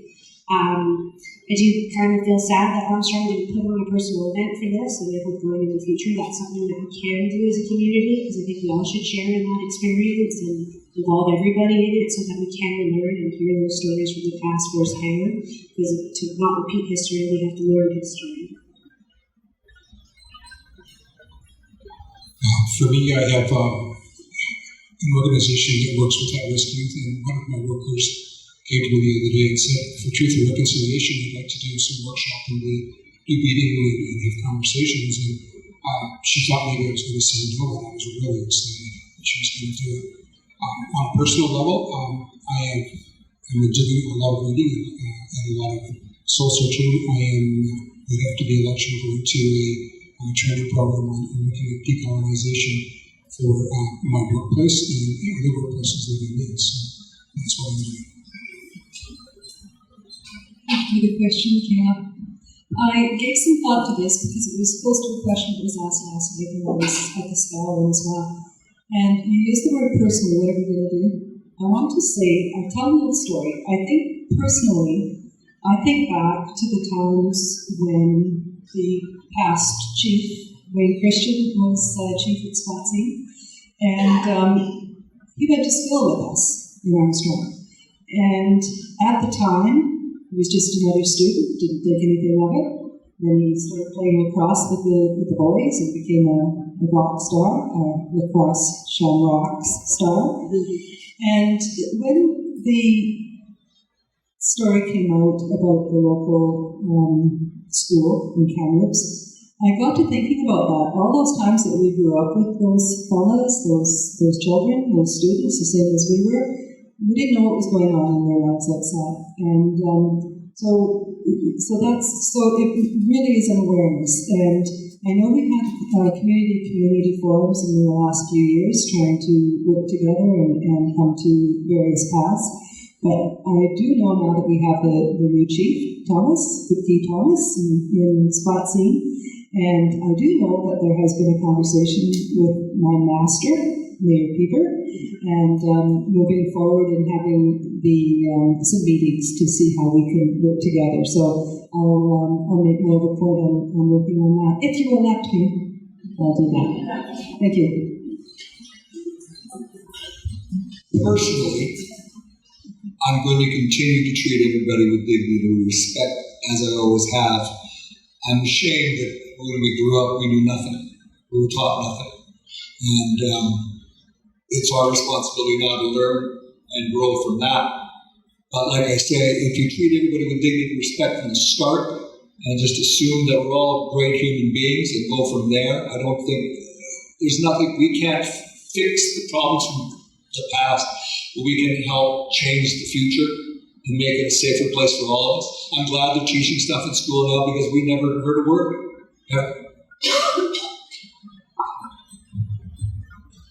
Thank you so much for this question. I think for me, reconciliation is a journey, right? And I think everyone's on that journey, and we all have that responsibility to be on that journey and to be okay to be in different spots along that journey. And I think sometimes the biggest obstacle to get over is just starting, right? Starting simple, not being scared of doing something a little bit wrong, but just acknowledging that we need to work towards this, right? And I think collaboration is a big piece of that. I think actually going beyond collaboration and working with partnerships is probably the better term for that. And I think we need to listen. We need to sit down at the same tables talking about common issues and really listening. I think with our local Indigenous communities, for sure there's a deep knowledge of environmental sustainability. We need to work together. with them. There's shared initiatives for tourism. We should be working together on that, right? We should be listening to their knowledge and seeing what we can do to implement it. For my personal journey, I think is especially being in the school system in a real position of privilege, is investigating how we can decolonize our institutions, right? Whether that's local government or the school system. How can we acknowledge our own biases in these positions of power and try to break that down? So, little known fact about me, I am a member of the Sunchild Reserve just outside of Rocky Mountain House. Wouldn't tell because I look more like my mom than my dad, but it's something that's near and dear to my heart. I grew up around it. I grew up when I was young. I lived in Red Deer, and I spent a lot of time with my family there, and I visited the reserve quite often. My grandma, Helen Red Bear, was an excellent fighter for that reserve. So personally, this Friday, my wife is an LPN up at Pleasant Valley Manor, so she's working, and then I'm taking care of the kids. And I'm going to get to teach my kids about their great grandmother, Helen Red Bear, and I'm going to tell them stories about how she grew up, and I'm going to try to teach them a few lessons that she taught me when I was growing up. So that's what I'm going to do. Yeah, so I'm actually going to go to Enderby. I know they have a whole lot of different forums set up and some educational background. But I just want to give kudos out to the school district because I was there for 32 years. And it was where I really started to learn that I was at the high school, so I'm not sure what happens at the elementary level. But the high school really started to talk more and more about those issues, and people were taking them seriously. And I think after what's gone on in the last year or so, that we really need to do is take a step back and be re-educated and feel some of the pain that they felt and what they've gone through. So I hope, as is mentioned, maybe we could do some things in the years coming. But if you've never been out to the building out in Enderby, you should go out there. It's magnificent, and they host lots of different forums out there. Thank you.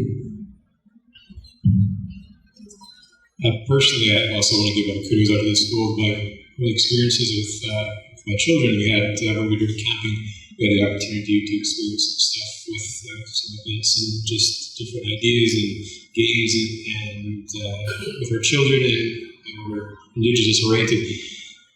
Personally, I've recently reached out to some of the members of some of the communities just to get an opportunity to perhaps experience some of the culture and to what would be appropriate or the first steps of reading.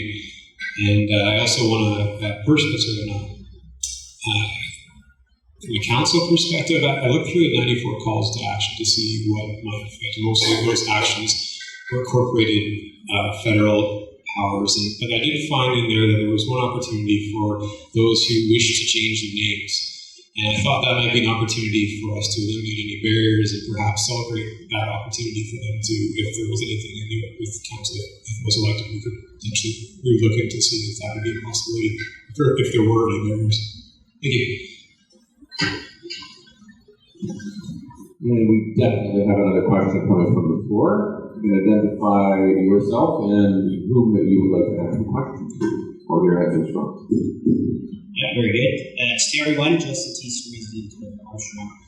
My question is in respect to infrastructure. We've heard lots of discussion about densification and trying to attract more folks into the community.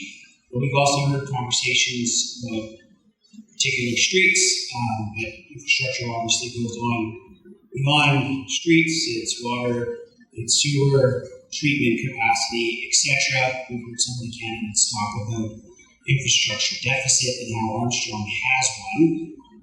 If elected, how would you address that deficit, and how would you fund that future planning that will be required to support the enterprise of residential densification and potential business densification? Thank you. So we will begin with Brian. Thanks, Justin.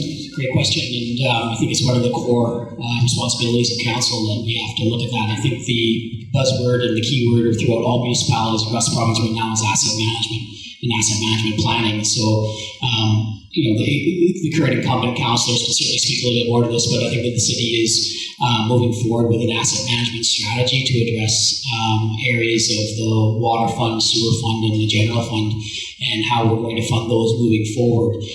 The report from the asset management consultant that the city has hired basically advised council that both the water and the sewer fund are in very healthy condition and can handle planned asset management and replacement in the future, where we have a massive deficit on the general fund, so that would be on the road side, facility side, that we need to address. So those are going to be hard questions that we're going to have to work towards if we're elected as councillors, to come up with strategies that address the deficit, but then also do it in a way that keeps taxation and affordable living in the community. So no direct answer for it, but I think that the asset management strategy and planning is a step in the right direction, and how we'll address those in the future. Well, it's a good question. I'm at a distinct disadvantage, as so many of us are here, of not knowing exactly what our deficit structure is like and what the asset management plans are. So I can only be hypothetical. But I think it does perhaps come down to working closer with our municipality on projects that might affect both, such as waste management, etc. I don't know where we are with that. I'm unable to answer that accurately. But that, and also maybe it just really comes down to restructuring taxes and looking at different ways to work in taxation and maybe provincial federal partnerships to offset some expenses. So if there are new developments, one of the things that happens is that the developer themselves pays a lot of the costs for the infrastructure to connect to the city system. The question is, do we have the capacity in the city systems to be able to support those developments? My understanding is that yes, we do have the capacity for water and sewer. There is some significant planning that's going on right now around some upgrades to the sewer system and where that water may be routed and where it's treated. I don't know if those plans are finalized yet, but that conversation is in place, so that would look at addressing a higher capacity as well in that process. So personally, I think that's a really hard question for me to answer. We did a little bit of research, but I don't know all the facts in and out, and it's something that I want to dedicate myself to learn more about, to give you an appropriate answer and to follow through appropriately. We do hear that we have the power to grow, but at the same time, we've had issues where things break and street floods, and then all of a sudden we don't have enough water for everyone. So there is a problem, but there also could be a solution, and at this time, I definitely don't know enough to tell you for sure, but I am dedicated to learning more. The impression I get from council meetings is that the city is in good financial health in water and sewer departments for sure. All these things are long-term goals, and everything comes out of one pocket, which is your tax dollar. There's only one way to do that is with conjunction with all the other departments or all the other levels of government, figure out where we can get the money to do the things we need to grow with. I think Armstrong's in a strong fiscal position where we can grow and still be able to make sure that we can give the citizens what they need. Again, I don't have any answers specifically for you, but the presentation on council on Monday night, Ryan and I were out watching, that was very, very enlightening. So I think you'll find that overall, the city's in very good shape. Thanks a lot for this question. Monday night's council meeting had a presentation by the Consistents who had done a report on our asset management, and I think we had been clearing it because we realized that, as most communities in BC are, we're coming up to the end of the life of a lot of our original infrastructure. It did turn out, like our previous candidates had mentioned, that water and sewer funds are both doing pretty good, but our road infrastructure, which I believe is one that you had mentioned, is not doing as well. I'm going to guess about 5 or 6 years ago, our public works manager came to council and gave us a report that we are in vital need of more money because the cost of upgrading our roads and all the infrastructure underneath the roads was going up so much. We had been in a 32-year plan at that point where we knew every year which road we were going to do. And then we get to the point where the roads are so big and the costs are so expensive that we couldn't do Sage Crescent in one shot. It had to be over 2 years. And the same thing's going to happen with our Pleasant Valley Road. So we did put at that time, I believe it's a 2 or a 2% increase on our taxes, and that has been going on for, I think, 3 years. We need to keep applying for grants, which we have continually done. We're not always successful, but we need to include to do that. But also, we can build or do anything anybody wants. We can do 2 or 3 roads a year if you want, but you all have to realize that that comes out of your tax money. So we're always very cognizant of our fiscal responsibility to people who have to pay that tax as well, and it's a real balancing act. But it's a priority right now for sure. Thank you for that. So I believe the question was how to fund, how would I advise as a councillor to fund the infrastructure, or my feelings on that.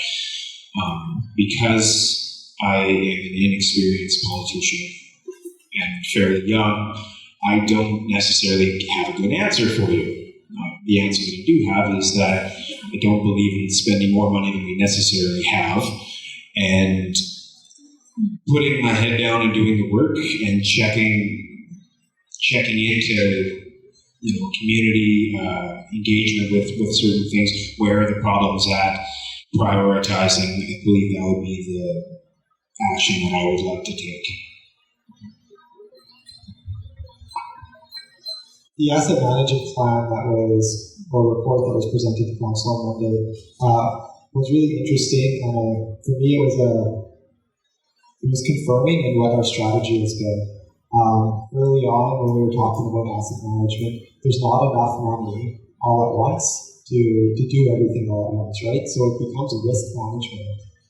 And so what are the pieces of infrastructure that you're most risk averse to in the community, right? And so you start thinking about things like water and sewer. We absolutely can't afford to have those things fail. And that's when we started to put in fixed rates for our water and sewer, right? And that was not a popular decision in the community, but we knew that that was something that had to be done in terms of asset management to make sure that we were minimizing our risk for those critical pieces of infrastructure that came at the cost of roads. Where we weren't going to do roads at the same time as that. But now, thankfully, that report said that work we were doing on water and sewer was that we are on the right track, and now we can kind of turn our attention to roads a little bit. Again, it's more expensive, but how much risk are we willing to take on as a community, right? And so it's balancing that extra cost with repairing the roads and drainage that we have in the community. So not an easy question, and it's lots of debate at budget time every year on how much we want to allocate to that. I think moving forward, we need to be looking at smarter development, and we're starting to do that, right? Is how can we develop in a different way so that we're actually reducing the per capita impact on our existing systems, right? Can we build smarter developments so that we're not putting the same strain on our drainage system? Can we reduce our water usage in our developments so that each house is overall having less of an impact, and then hopefully less of a dollar value on maintaining that infrastructure in the future? I really enjoy this question. Actually, I think it begins with a vision of where we want to go with the city, how big we want to grow, what the densification is in certain areas, because if we're thinking about asset management for infrastructures and where that's going, we don't want to fix something and then have to replace it, so we need to replace it with something bigger. So understanding where we want to go, first of all, and then looking at that and prioritizing what, again, Drapala was saying, that we want to make sure that we prioritize what we need and then fill the gaps. And to fund it, I see a few different ways we could look at funding those gaps. So you could reduce services in some areas. Taxing is another way, or levies is another way. We can potentially fund it through growth and not add services, but simply look to fund our services, provided we don't outgrow the capital needs. And we could also look at investment strategies to try and perhaps her ideas like purchasing our own land and developing our own lands and seeing if we can fund things that way. And finally, grants, but grants are, in my opinion, unpredictable. We don't know if we're going to get them, so we need to have a plan. Okay, so welcome to council, because this is one of the main issues that we deal with all the time. The asset management strategy that the gentlemen were talking about, which was presented to us, that costs money. So Spell has been involved in asset management for a few years longer than us, but we know the costs are going to go up. So as Steve mentioned, they put it over 10 years, 15 years, 1% increase, 2% increase.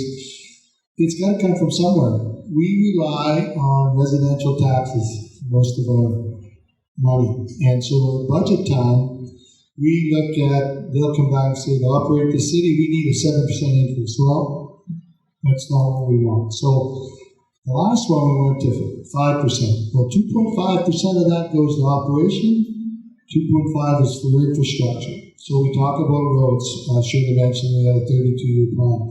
We used to do $1 million a year on a road that was in the plan, but those costs have gone up.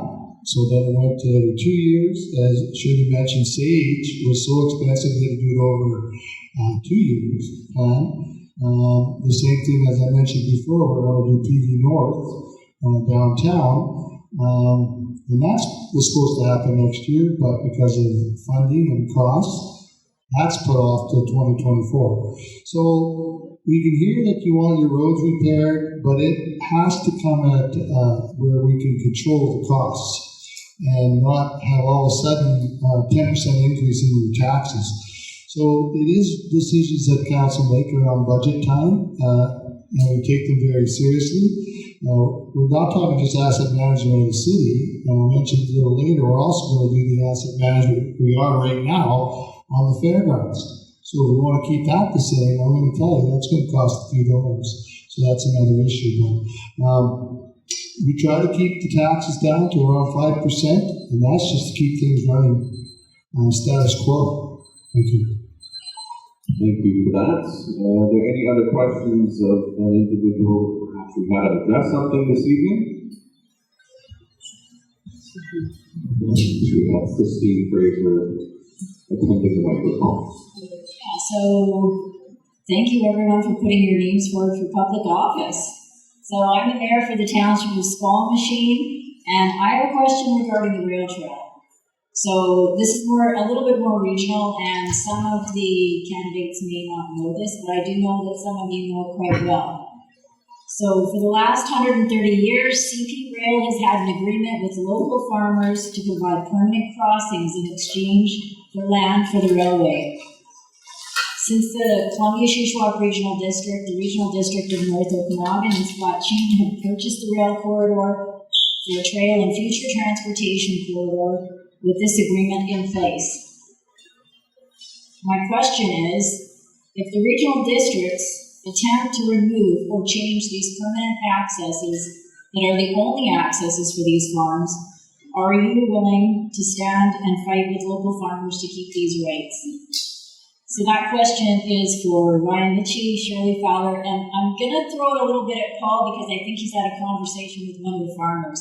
And if anybody else wants to throw in, but I'd love to hear from those three candidates, please. Thanks, Christine. I think it's a very fair question. And as an elected official, I can tell you that from my understanding, there's no intention whatsoever on behalf of either or any of the partners from the Region District to ever restrict access to farmers to access their farmland. I think the issue that you brought forward, and rightfully so, to advocate on behalf of farmers to ensure that there's a fair agreement that's created so that those farmers can have access to those properties. I believe that staff from RDNO are coming forward with recommendations to ensure that the agreements that are going to be created for those farmers are going to be satisfactory to them and recognize some of those issues. So, I think that without getting into too much legal and all that kind of issues, I think that both from a political perspective, there is certainly a willingness to ensure that those agreements are going to be fair to farmers. So as an elected official, I certainly would advocate for that as well. Everything he said. It really is everything he said.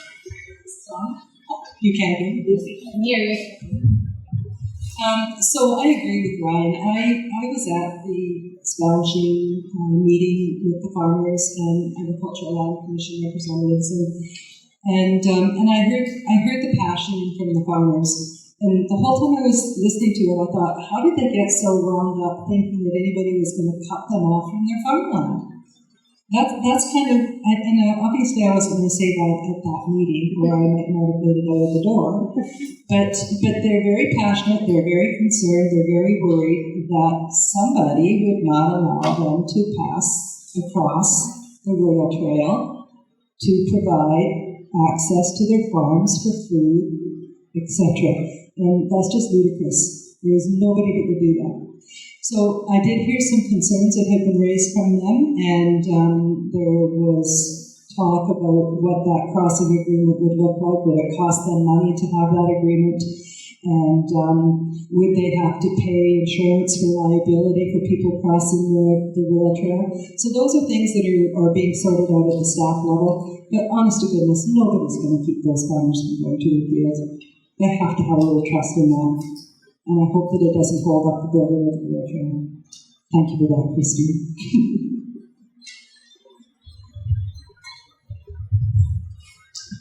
Thanks, Christine.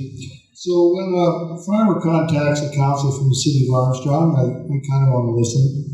And they were very passionate about it. I did happen to speak with Christine last night, and Councillor York actually addressed it when he was up here.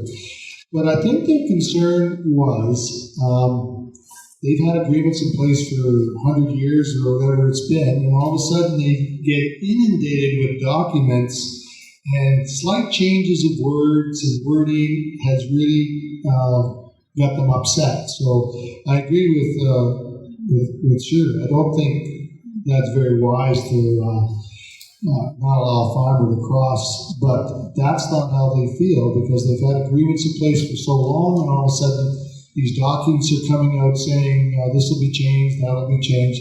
So if that can get cleared up, you'll make these farmers feel a lot more comfortable, because I have at least 5 emails with some of the documents are like 60, 70 pages. And you get pretty tired after reading that kind of stuff. And so I'm going to say I'm going to follow with the spell, and farming does come first. Thank you. We could continue with that if anybody else on the candidate panel has something to add, or we can take another question from the floor. Hearing none, if there are any other candidates that would like to add to anything that has not been addressed in that question, feel free. We will now move to the closing statements of the evening. Starting with number 9, Paul. Ryan Nitchie was there for some. Thank you. Thanks, Andrew. Once again, I want to thank the Armstrong Spallumcheen Chamber of Commerce for hosting tonight's All Candidates Forum, and to Andrew for moderating. I want to thank my fellow candidates for their commitment to the community and for stepping forward and running for elected office. And special thanks to all of you who attended tonight to engage in civic elections and participate in tonight's All Candidates Forum. I want to close tonight relaying a story that resonated with me from my early years in local government as an elected official. Mayor Oglow and I were taking a bit of criticism from a local hotel owner who disagreed with our efforts to try to attract another hotel to the community, despite the Chamber of Commerce and their membership identifying hotel accommodation in Armstrong as a significant need with respect to tourism promotion and economic development. And the business owner wrote a rather scathing letter to the editor about our efforts. And another local business owner who worked in the tourism and service sector in Armstrong he made a special trip to come and visit me and chat. And he wanted to express his appreciation for our efforts. And he said to me, Ryan, he says, we didn't elect you because we thought we would always agree with you. We elected you because we trust that you will take into consideration the entire community and make decisions based on your best judgment. We trust your judgment.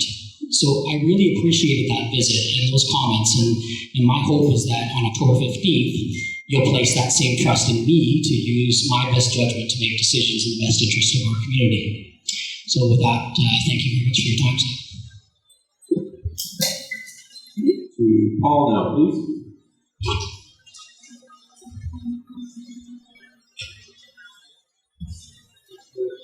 Okay, I want to finish my opening statement because I didn't get to thank some of the staff of the city. So I just want to thank our CAO and CFO, Kevin Bertels, and our former planner, Dan Passport, for all the effort that they've done in giving staff and mayor some professional guidance as we went through some pretty tough times.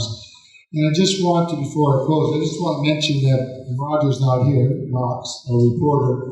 Armstrong actually last year was considered one of the top best cities to live in Canada. So I wanted you to keep that in your mind. So the last 4 years, I'm not going to lie, has probably been the toughest that we've had to deal with. I've been on council over 20. Not just due to the pandemic either. It has been hard-reaching consequences beyond the spread of that disease, including the political, cultural, and social implications that people just seem free to want to post whatever they want, blame whatever they want. And it's been pretty tough. It's been hard on our staff. So what concerned me was a lot of the misinformation that was posted by certain individuals and certain interest groups, special interest groups. It's actually put a little damper over our town, and I just want to confirm that I appreciate the council. We carried on and tried to make the best decisions for this community, which I believe we did. I hope to be part of the next 4 years as we have some really important issues to address. The first that I've mentioned before is the new OCP. I think it's exciting that we're going to include the Masters Parks and Rail. Parks and Rec plan, the Trails plan, and another thing that has been mentioned, and I'm glad that the Wetlands Society is Jill and her group because we're going to get some great information from them. But there's also going to be a strategic planning of the fairgrounds, which was mentioned a little bit, and I think you'll have a chance to determine what we want to do with those grounds. You may need to address that once elected. Shirley Fowler, please. Well, thank you everybody for coming out. We go to all this work to prepare for the forum, and I know at the last election we looked out and there was maybe 20 or 25 people that weren't family and friends. So it's really refreshing if we're going to do this and put us through all this stress that there's people that care enough to come and listen to what we have to say. So in closing, I would like to wish all candidates the best of luck at the election. And when the votes are finally counted, I hope the 6 people that top the polls will work together in 4 years, in unison and with common goals of serving the community.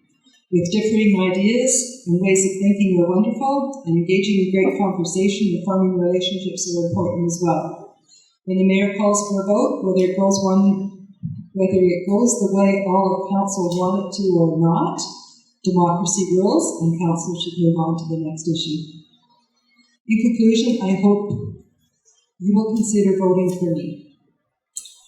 I have 17 years experience at the City Council table. I have 13 years experience at the regional district level, 12 years with the Sterile Insect Release in Kelowna, and 8 as chair of that board. I don't feel that I've aged out yet. I may look it, I don't feel it, and would love the opportunity to continue. You can trust that I'll give you 100% of the position. With my track record, I think people know that I do more than just attend a meeting every 3 weeks, and I love my community and I want to see it continue to thrive. So thank you, everyone. Vote Fowler. To Steve next, please. Yes, so I want to thank everyone once again for coming. We've talked about a lot of issues tonight, and that's awesome because that's what we're here for. But I also want to close by acknowledging just the tremendous power of the residents in Armstrong. The residents and the service groups that exist in town are what make this such a great place. So many to mention, I don't want to leave anybody out, but just to go through a few that I can think of right now, like the Legions, the Lion Club, the Cooling Club, the Garden Club, the various church groups. We've talked about the Armstrong Wetlands Association, the Armstrong Spallumcheen Trail Society, the Climate Action Group, the Environmental Trust, the Food Initiative Society, the Chamber of Commerce. Right? I know they're not volunteers, but they provide a tremendous amount of support to this community. All of those individuals are contributing just as much, if not far more, than the council. And so I think as council, what we need to be doing is making sure we're continuing to build those relationships build those relationships and really get out of their way. Like, they're doing great things. The Museum and Art Gallery is such a fantastic resource in our community to provide that culture and also to provide the service to residents about the history of our area. We're punching way above our weight in terms of size with the services that we provide our residents, and that's because of the engagement of the citizens. So Communities in Blue is another one. So again, I'm sure I've left lots out, but the point is that the residents of Armstrong are what make this city so great. My philosophy on council is really just to listen, to try to get out of the way for the people that are doing such great work in the city already. Like, what barriers can we remove as local government? How can we support the work that they're doing? Working hard. I hope that I have the trust of the community for the next 4 years. Thank you. To Neil, please. I'd like to thank the moderators and you, the audience, for coming tonight.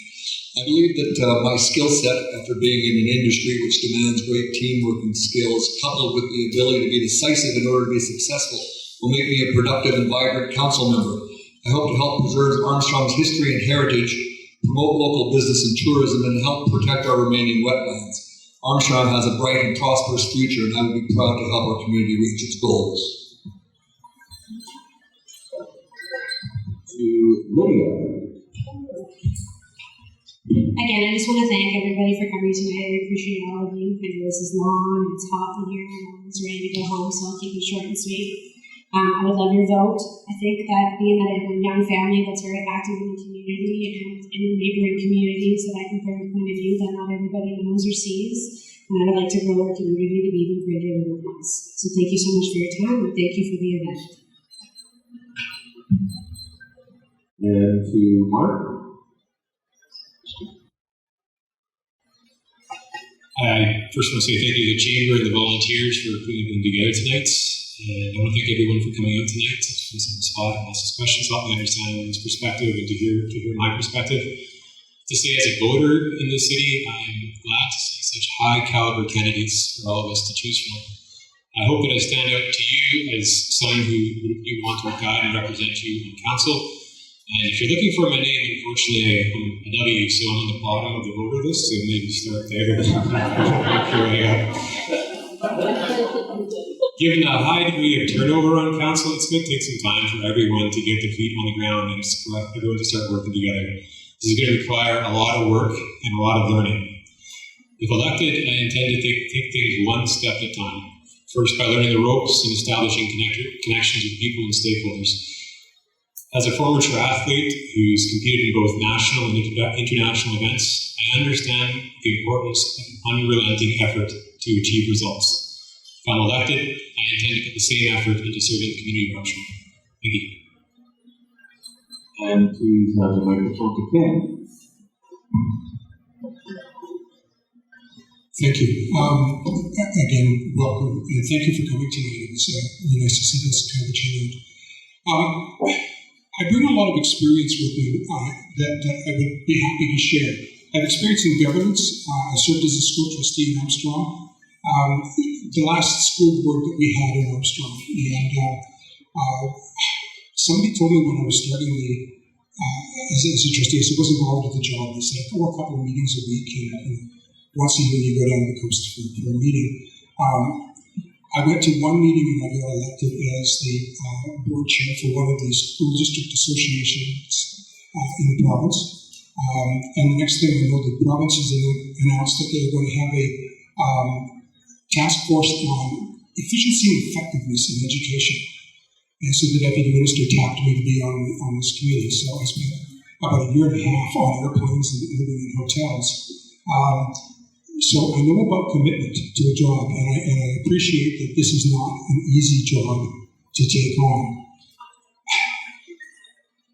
This community charter, which is the document that the provincial government has that defines what it is that cities do and are responsible to do, talks about the functioning of cities. In addition to good governance, service, and stewardship, the city is also charged with fostering the environmental, social, and economic well-being of its community. And well-being, to me, is a pretty critical part of that statement. I believe that these three areas need to be represented in the decisions that we make as council, and that we use those lenses to be able to say, are these good decisions that we're bringing forward? And each of them need to be really clearly and strongly identified in the OCP when it's done. Previous OCP, there's very small statements, the kind of motherhood statements. We need to really focus on those things. And to Jessie, please.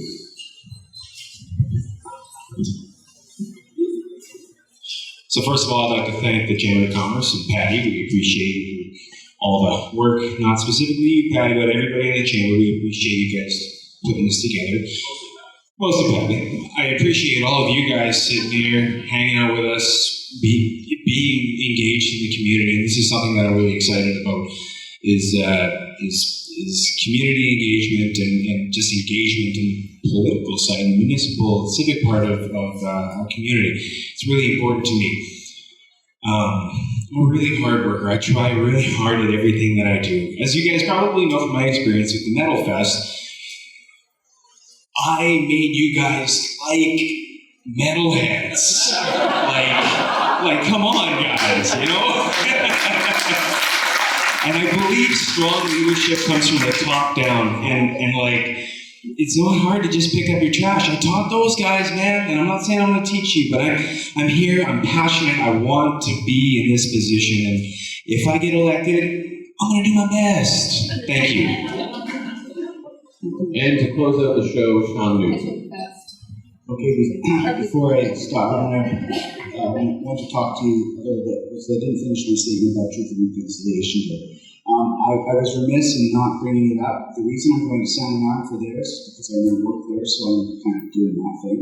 But I really need to bring up the fact that the Chamber, because we've been part of this for a few years, has worked very hard to win a tourism grant for Spallumcheen. And we're working closely with them to do some promotions of the cultural installations that they want to put up. So that's a slow, thoughtful process, but it's underway. And I want to mention that there is, no one else brought it up, so I'm going to bring it up, that on Monday there is an event at the Spallumcheen, what is that?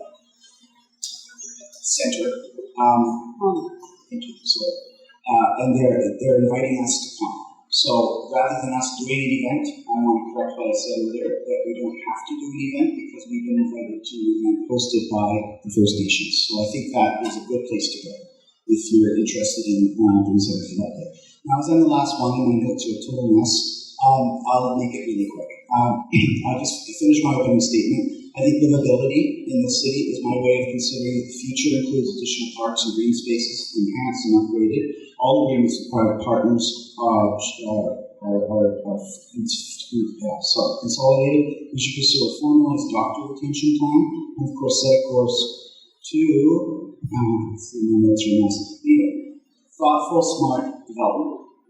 It has to be with public consultation, and it has to be with the interest of the community. And beyond that, I think we can just talk about it, and it will happen. But I think we're all kind of on the same page. I'm really looking forward to working with people with different opinions and ideas, because that makes it vital and exciting. And before I quit, I just want to say that Just anybody who heard me say something about the IPE grants, I just want to do more there. I want to see more happen there in that little park that's starting to happen with the trees. Let's formalize that and make it the park that it is next. And thank you. I would like to thank all of the candidates tonight, and behavior always appreciated. And this is something that has not been said for a long time, but I would like to invite the new mayor to the microphone to say a few words. Congratulations on your work.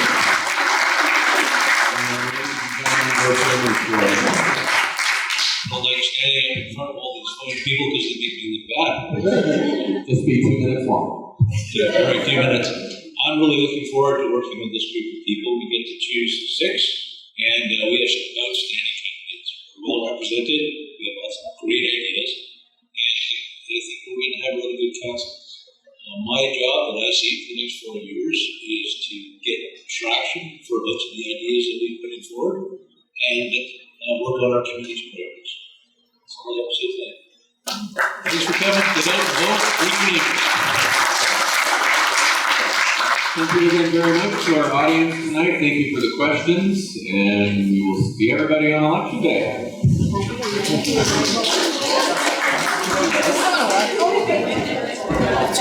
Too bored to take a ride.